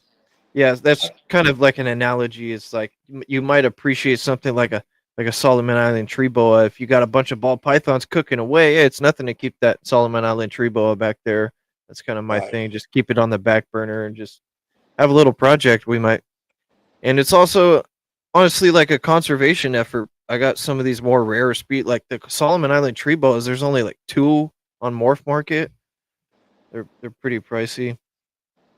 Well, Yeah. and when you breed anything that's imported like that, there's really no telling what you're going to produce.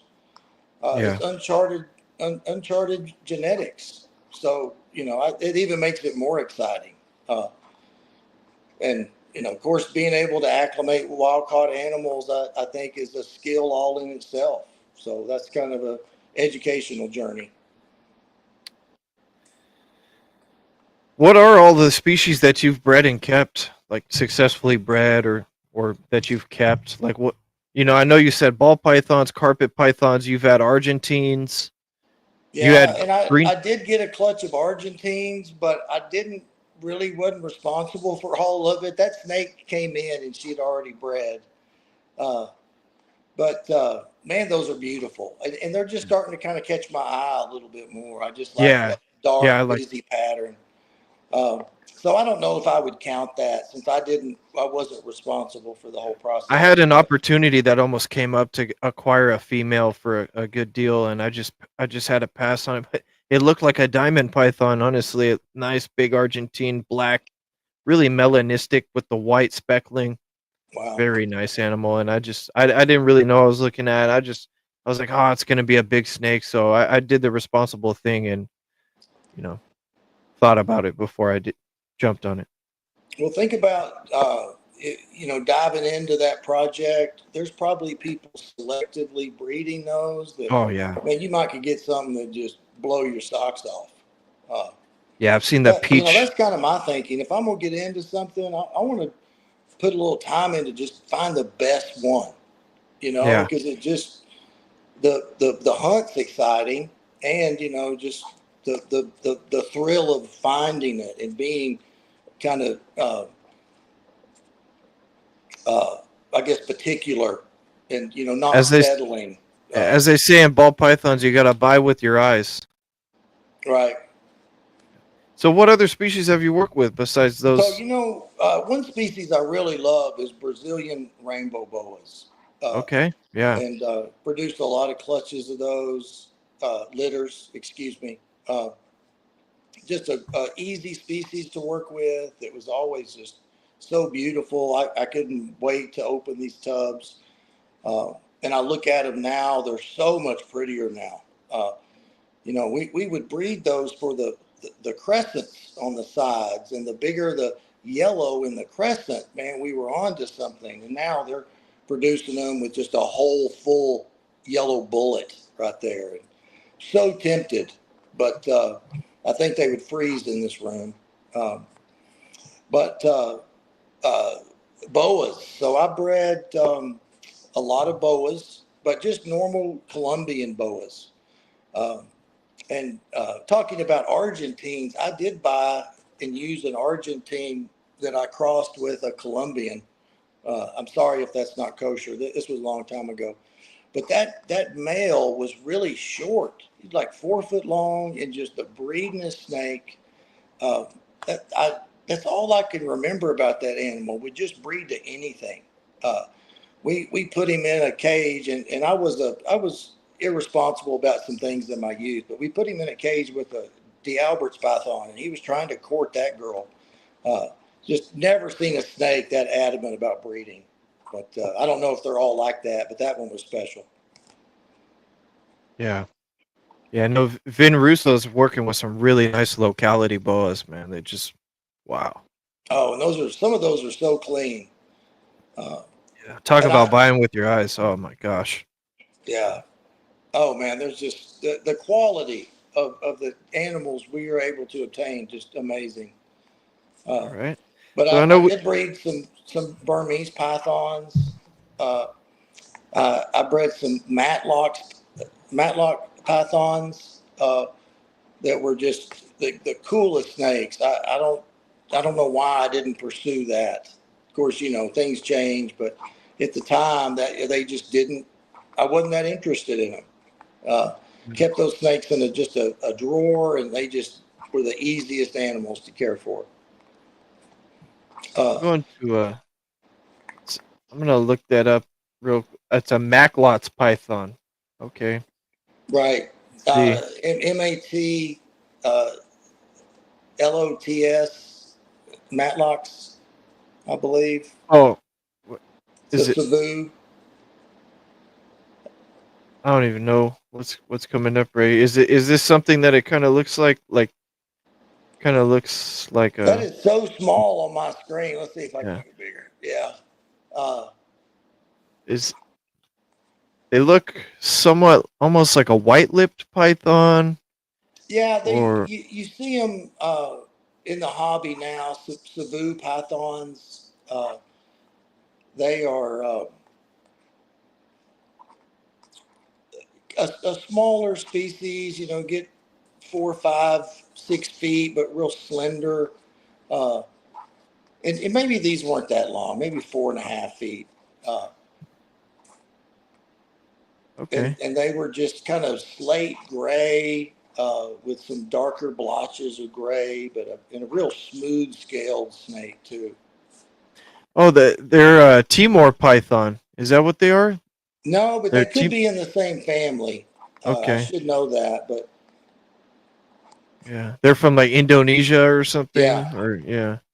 Yeah, yeah, kind of like a white-lipped almost. It has I've some had white lips iridescence. too, man, and I never tried to breed those, but that's an impressive snake, man. Just that head on there, all black and white with shades of gray. For sure. For sure. That'd be something I wouldn't mind doing at some point. Get some captive bred the Albert's pythons to work with. Those are real fascinating to me. I like the gold ones too. Uh, Very impressive snake. So what So what's your next adventure as far as getting uh into another snake or reptile? yeah, I like the diamonds were a big jump for me, so I'm just looking to establish those Yeah, and just grow those up and yeah, man, I've got some emerald tree bows growing up and almost getting to size, some northerns. cool. Got a lot of ball pythons that might be going. I might have some more females that are like building follicles or having an ovulation soon. Kind of a late season here, I guess you would say. It's my first season, and yeah, just I got a lot to look forward to, Yeah, you Tony. got some nice stuff, and it sounds like I'm you got really some nice green trees. yeah, I'm really happy, man. I really we could take a look on my page too, and I'll show you my some of my stuff. And yeah, as far as the diamond pythons, how would you compare those to other carpets, like behavior wise, maybe? Or, like, is there any differences with? I know you're saying that diamond blood is good to add, and it's just a more chiller snake overall. Or what do you think about the diamonds Well, compared to? They stay smaller, I you think know. they're more confident and not as prone to defensively strike. Uh, and now I've got one female that likes the way I smell, and if she's hungry, she'll smell me and then bite and wrap. And that's not a behavior I love. I feel like that's kind of an outlier. But I have been told that the animals that I have produced in the last 4 years have been very docile, and I would contribute that to the diamond blood, just making them a little more confident. Okay, Oh wow, sure. you got some cool stuff there. Yeah, I'm trying to. It's not for some reason. It's not coming up great on my end. It's not blowing up the photo. See this? I'm trying to show this photo. Yeah, let's see if it does on StreamYard. No, it's not either. Yeah, it's having some technical. But this is a picture of my first green tree pairing. Let me see if I stop the share at this stage. Let me see if I stop the screen share. And you were mentioning there's the high yellow diamond pythons and the darker diamond pythons, and you Well, know, there are some diamonds that are, we have gold and yellow, uh, but and then we have some white. Some diamonds just don't have as much colored speckling on them, and they'll be more black. A lot of people like that look. I don't have a lot of what I'd call high black animals. Um, there are some animals that I see on social media from Australia that I would call high yellow diamonds, and I don't know yeah, if we have that here in the U.S. Uh, but I have a couple. I have a pair that were sold to me as undocumented zoo bred animals, and they are just both really bright yellow with that same color of yellow. So I'm hoping to, of course, breed that pair together, and they are siblings, and see if I can't get, hopefully a quarter of that clutch is really going to carry that high yellow, high speckled look. So maybe we could have what we could call a high yellow diamond, equivalent to what we see over in Australia here. Kind of a long all term right. project. Yeah, I'm still on the fence about whether I like the darker more or the high yellow. When I see the high yellows, I'm wow, it's like really impressed. But it's definitely two different avenues you could go for sure. It's like kind of night and day where you could go with that. And they stay bright, so I don't think you can go wrong. A black diamond, heck, there's not anything that looks better than just a high black diamond python because that black is so bright black. Uh, Yeah, I'm I liking the think it black all and has white. value. I like the black and white. So here's my pair of Solomon Islands. So that's the female and then the male. I don't know if you could see this. Trying my best to. I could like zoom in. There we go. Yeah, Mm. yeah. This I is the remember male. seeing those at snake shows. Got Um, my first clutch here, oh, wow. and Man, I'm some. sure happy for you, brother. That's really cool. Yeah, I appreciate that. Yeah, I made these setups right here. They have a pull-out tray, so you could change the water, change the newspaper without Nice. disturbing the animal. Like right here, I got an emerald tree boa, and so I could change his water and substrate without even disturbing him at all, or Wow. getting tagged by him with the pull-out trick. Because you hear on these episodes with MJ on Trap Talk about how they have the old school setups. I forget what enclosure style it was where they had a pull-out tray, like kind of like a bird cage, which makes total sense. Like, Yeah. you know, so And then I can see how that got left by the wayside because it probably wasn't economical. But no, Yeah. I think that sounds like a really cool idea. It's just you've got to have something that seals. In any enclosure, I want to have as few of edges as possible or places that snake can get out. But Yeah, I yeah. guess they've configured those in a way where it's escape proof.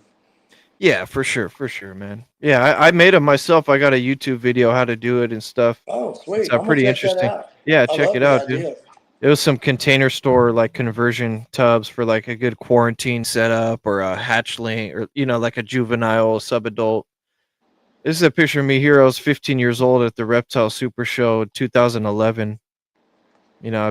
We've been doing this shit. West Coast Amphibians. I had a T-shirt I made myself. Man, that's You so know, cool. that was 14 years ago.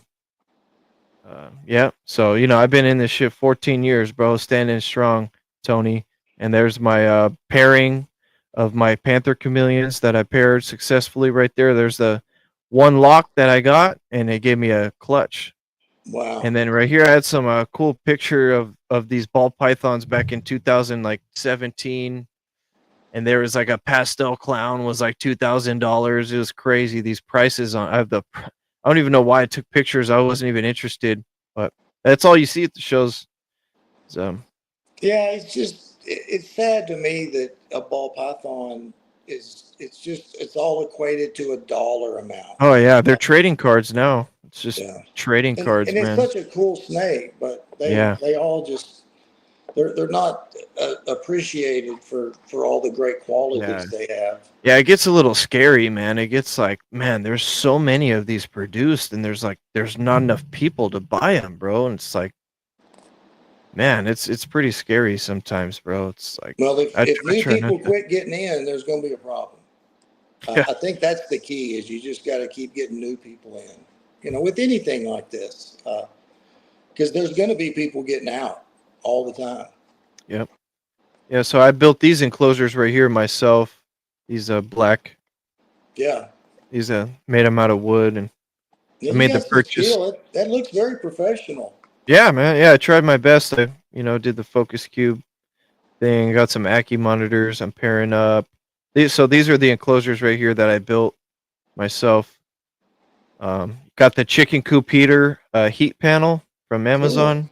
Nice Yeah. chicken coop heater. I got the probe. You see my probe is placed right there on the pretty much level with the perch of my probe. Right there, arboreal water bowl holder. But all the heat Very panels, well they're off thought. right now. Yes. Yeah, yeah, they're all Yeah, off right now. you got some killer So, stuff. this is my nice designer chondros right here. And yeah, thanks, man. Just showing you. And you said you had one from Bill. Yeah, this is the one I got from Bill right here. It's not Okay. blowing up right now, but it's produced by Patrick Holmes. I think Patrick traded him this red Neo Oh, for okay. a, and I got the lineage on him and all that. I think it was a trade. And this is back in my ball python heyday over here. And yeah, I got my how to make a rat rack and pretty much this is the beginning of everything right here. Is my first ball pythons here, and I got my Dumerals boa female. Got a pair of Dumerals boas. Oh, I produced numerals back in the day. That's a Oh, cool snake. nice, yeah, I love them, man. They were cool. They didn't look near as good as some of these we see now. Man, they're incredible. Yeah, they are. They are. Yeah, so I got the lineage here on that. I got the Patrick Boy, Holmes that's a cool animal. head right there, isn't it? I mean, Yeah, yeah. I took this. That was the Craigslist animal that I got right here. Really cool. You can see the light. The light is illuminating through the eyes and kind of refracting underneath okay. her eyes right there, and it's like illuminating it. It's pretty like a magnifying glass, almost.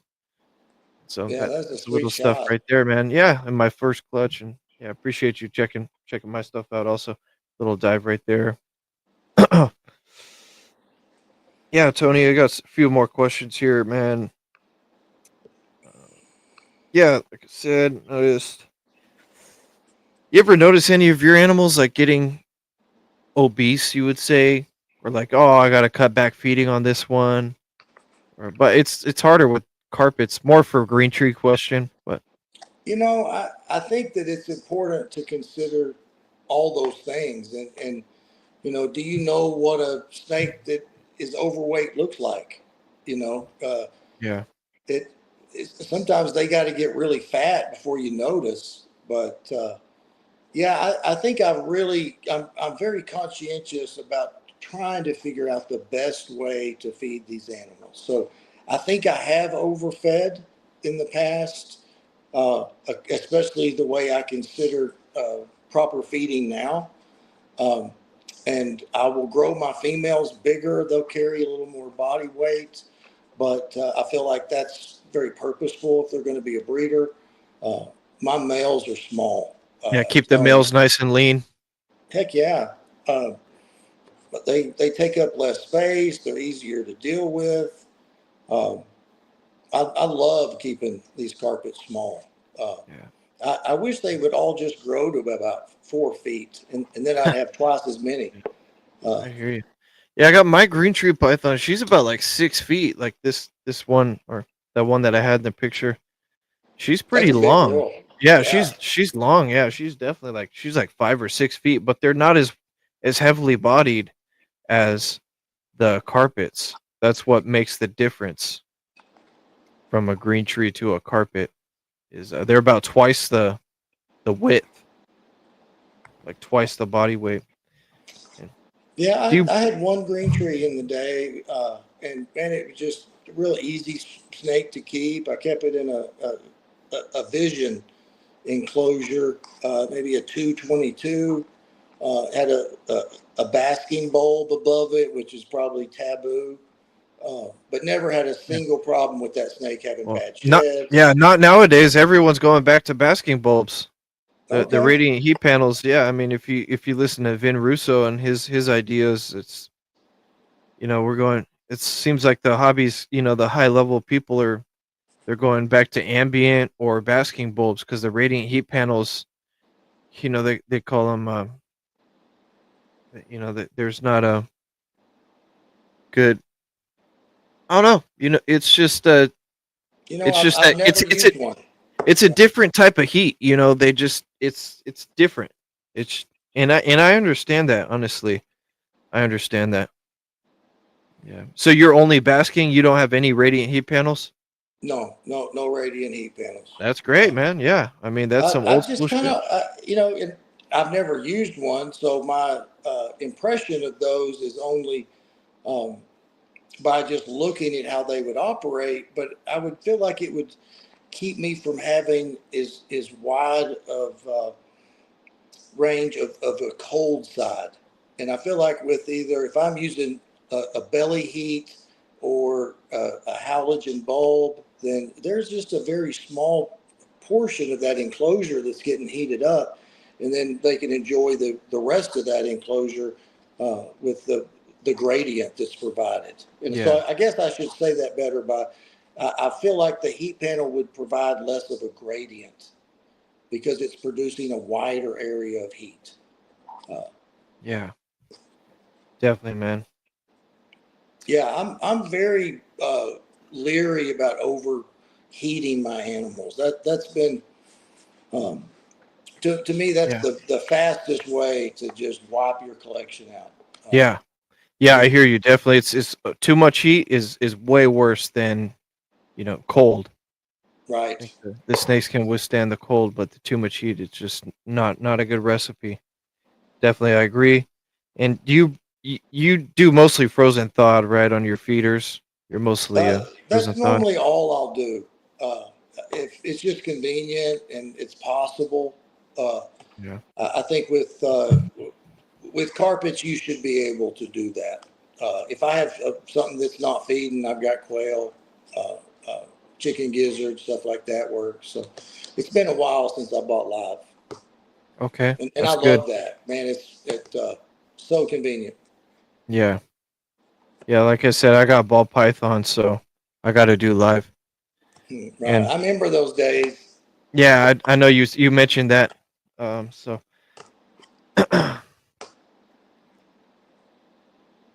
yeah, the rodents. That's a big thing with these animals. And how many animals do? That's what I was thinking. How many animals do you have in your collection right So now?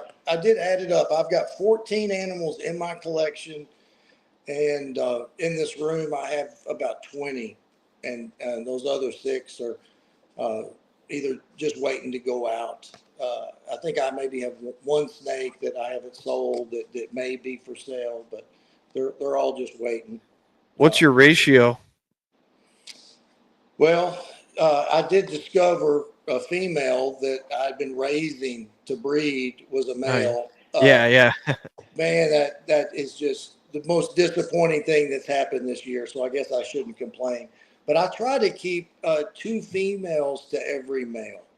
Uh, and that's going to give or take, but females just uh, they have to work harder. You can't breed them as often. I think just having a good stable of females is just going to behoove any breeder. Now, to that, you got to have males. Males get tired. Males sometimes just randomly die on you. I've not yeah. had that happen, but it does happen. So you don't want to leave yourself shorthanded.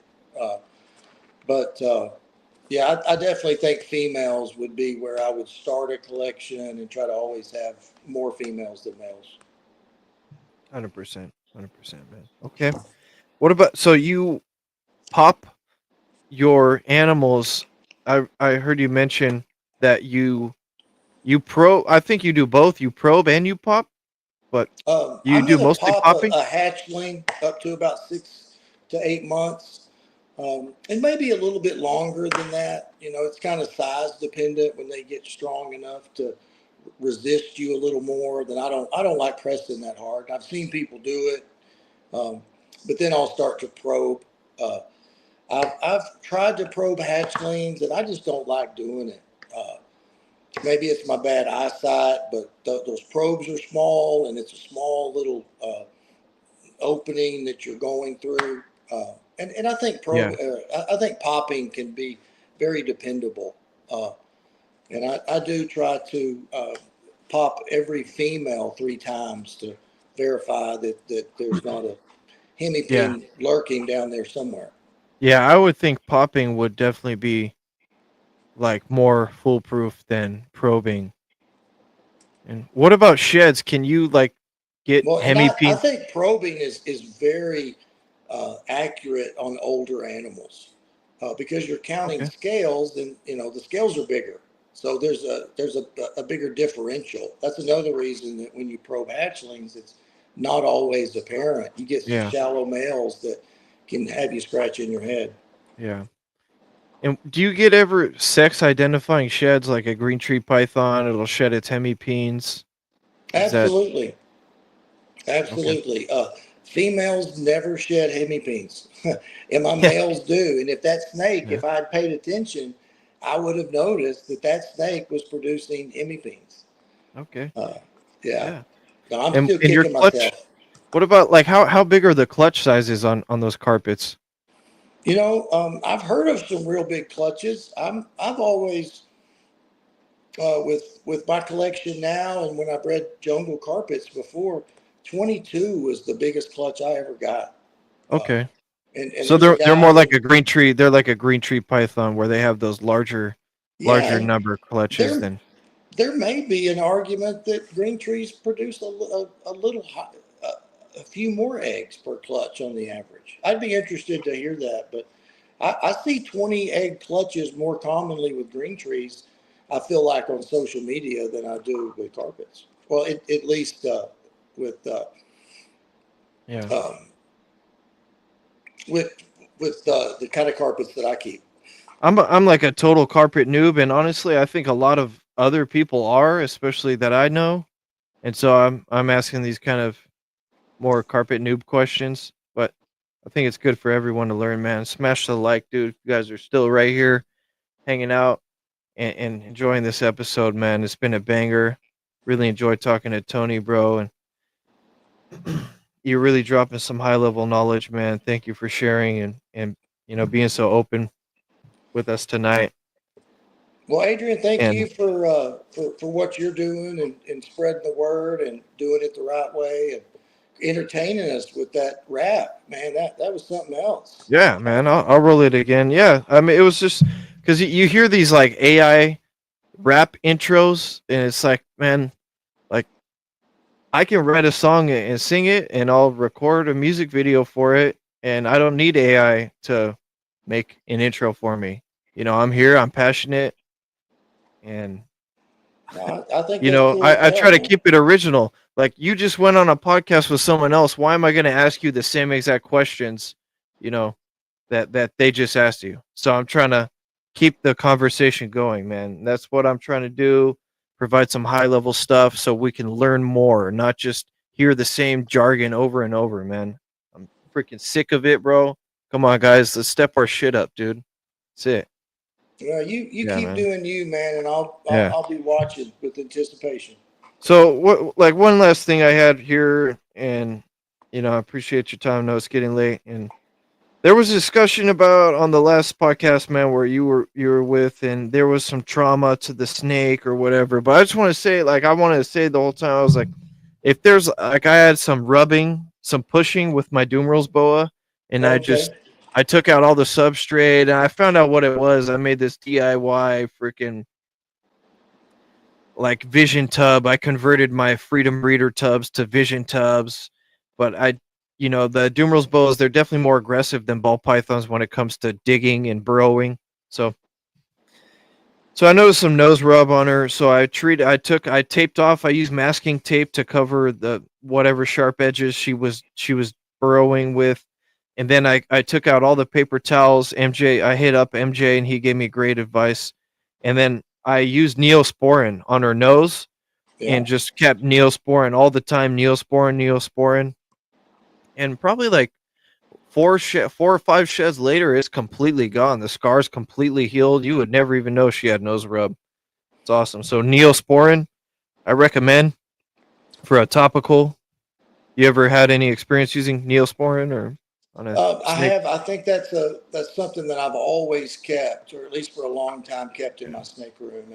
I And know just to you. what you're talking Yeah, about, you got y- to prevent infection. yeah, A like rub's no big deal if it doesn't get infected. yeah, you spoke on like you used to treat animals. You're in the medical field from what I understand, and you used to like treat animals with stuff, and yeah, I mean, yeah, as opposed to like testing them or anything. You're like, I think that's Well, what is it? Is that what it you were was saying? very Or commonplace if you had a snake that started showing respiratory symptoms, you wanted to give that snake some Baytril. All right. And if the okay, Baytril didn't work, you would give it some Fortas, something with a yeah, wider spectrum antibiotic. Um, but and I'm sure the veterinary medicine has grown a lot, but in the early '90s, at least the mindset that I had in the pack I traveled in, we felt like the vets just weren't adept enough to help you. yeah, So we would go yeah, and talk to them and get information about what medications we needed, but they just didn't have experience in knowing snakes. It's one thing learning in a book, but if you haven't had hands on, you're just going to be limited in your ability to diagnose stuff. yeah, Just like working with people. I'm a physical therapist. I don't practice, but I got a lot better at it because I learned people and how different people have different issues. And, you've got to be involved with that animal to really be efficient, in my opinion. And yeah, it just wasn't available. And sometimes it worked and sometimes it didn't. But through that trials and tribulations, I learned that the best way to take care of sick snakes is just don't get them. Prevent, prevent sickness. That's always your first, second, and third priority. yeah, yeah, man. Test your animals, bro. Test your animals. Get them from a reputable source, and so I used Neosporin before, and then I had a ball python that seemed like it got a swollen mouth. I noticed, and I think it's a really aggressive male, a really old male. He's about 10 years old. He sometimes will strike the tub just as soon as you open it. He'll light the side of the tub up, or Yeah. maybe the rodent got him. I mean, I knock the rodents out. I do pre-killed. If I'm feeding live, I always pre-kill them and stuff. But I'm not sure. But it seemed like he got a little swollen lip, so I've been treating him with iodine recently. That's what I was recommended. Like, just get some iodine on a Q-tip and kind of just swat. Like, you could tell it's like on the side of his cheek, and so that's been applying some iodine here and there. But recently, I was just like, oh, why don't I try some like peroxide? That usually helps like infection, like mouth infections, like a oral debriding agent. And so I've kind of switched over to peroxide, and I could see it kind of reacting with the kind of infected area, and it seemed to getting better. And yeah, so I use iodine and peroxide, and I try not to get it all in the ball python's mouth or where the tongue flicks, but just Yeah. to where the area, just to like the jaw where the swelling is. And I Um, think that this conversation's good. That anybody that's an experienced keeper needs to learn a little triage yeah, way to take care of our animals, but always know that we need to seek out a vet and just don't yeah, be confident in our own knowledge. And as you've yeah, done this for 14 years, you've got to know people. You're bouncing ideas off people, so you have a working knowledge that you're not going to be as self-destructive as somebody that's been doing it 6 months, listening to us going, "Hey, let's just do this and this." Be just make sure that you've vetted your information, and if your snake is not doing well after a few days, take it to a vet. yeah, for sure. Yeah, that's a great one, man. And I guess we gotta end it on a somewhat of a high note after that. But yeah, man, these animals, dude, man, we get to meet each other like people like you, Tony, man, legends in the hobby. Really looking forward to seeing you continue your production over there, bro. Hope you stick with it, man. Um, Well, yeah, Adam man. Looking, or Adrian, I but appreciate your efforts. It's a lot of time and energy to put on a podcast like yeah, this. I know you're doing it for the good of the whole, and so my hat off to you for just yeah, man. your efforts. And I do want to throw in a plug for Texas Carpet Fest 2025. We do have a hard date of October 25th. That event has just been um, a bigger success than we could have imagined. Holding that event out at Replandia, which is arguably the most impressive reptile zoo in the world. Yeah, And we continue to grow that event every year, and just really trying to just have everybody feel like they have a place with like-minded uh, reptile enthusiasts. It doesn't have to be carpet pythons. You can like hognose and still come and hang out, and you'll probably find some other hognose lovers. So yeah, man. Definitely a dream to get out there to Carpet Fest and we'd love to have you. uh, We're thinking about doing a raffle this year for a long phone call with Patrick Holmes. oh wow, So how yeah, much should we sell a raffle ticket yeah, for dude. I've that? been trying to, man. I own one of his animals, and I've been trying to get a phone call with him, and yeah, he's a pretty busy guy, man. It's that's I love Patrick Holmes, dude. He's one of my favorite people in this hobby. He's always there. Whenever I ask him a question, he responds right away, man. Yeah. It's you guys are so cool out there in Texas, bro. Yeah, shout out to Reptilandia and Ari and Quetzal, all you guys, man. Well, we do have a good state. We're proud of it out here, but Oh yeah. I sure am jealous of your weather. Yeah, man. It's tough, dude. You know, I was born over here, lucky to be blessed and born over here in Los Angeles. And it's like, man, once you're here, you just like MJ always says, bro, it's hard to leave.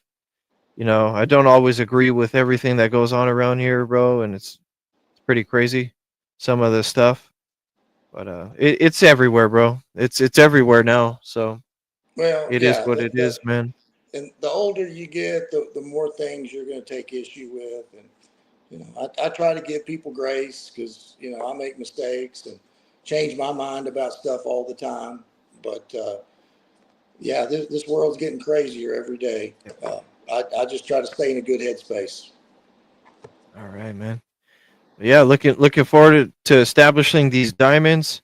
Tony, thought we had a great discussion tonight, man.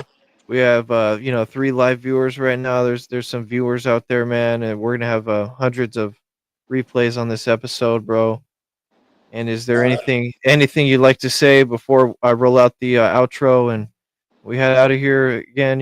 Shout out to man. It's Carpet Fest. good getting to know you, Adrian.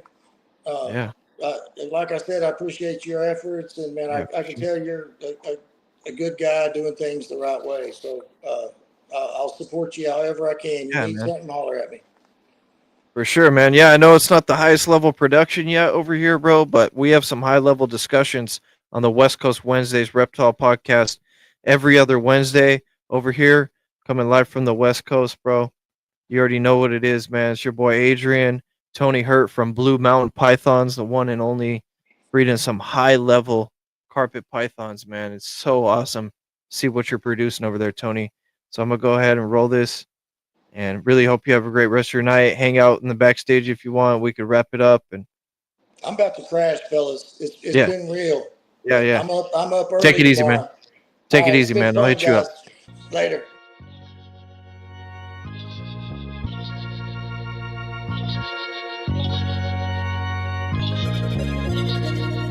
West Coast, man, you know where it's at. Best place to relax and kick back.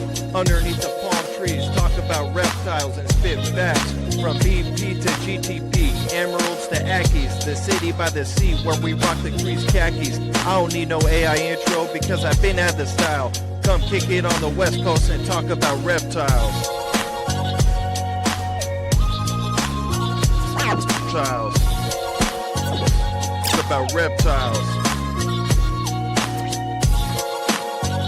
Style. Come kick it on the West Coast and talk about reptiles.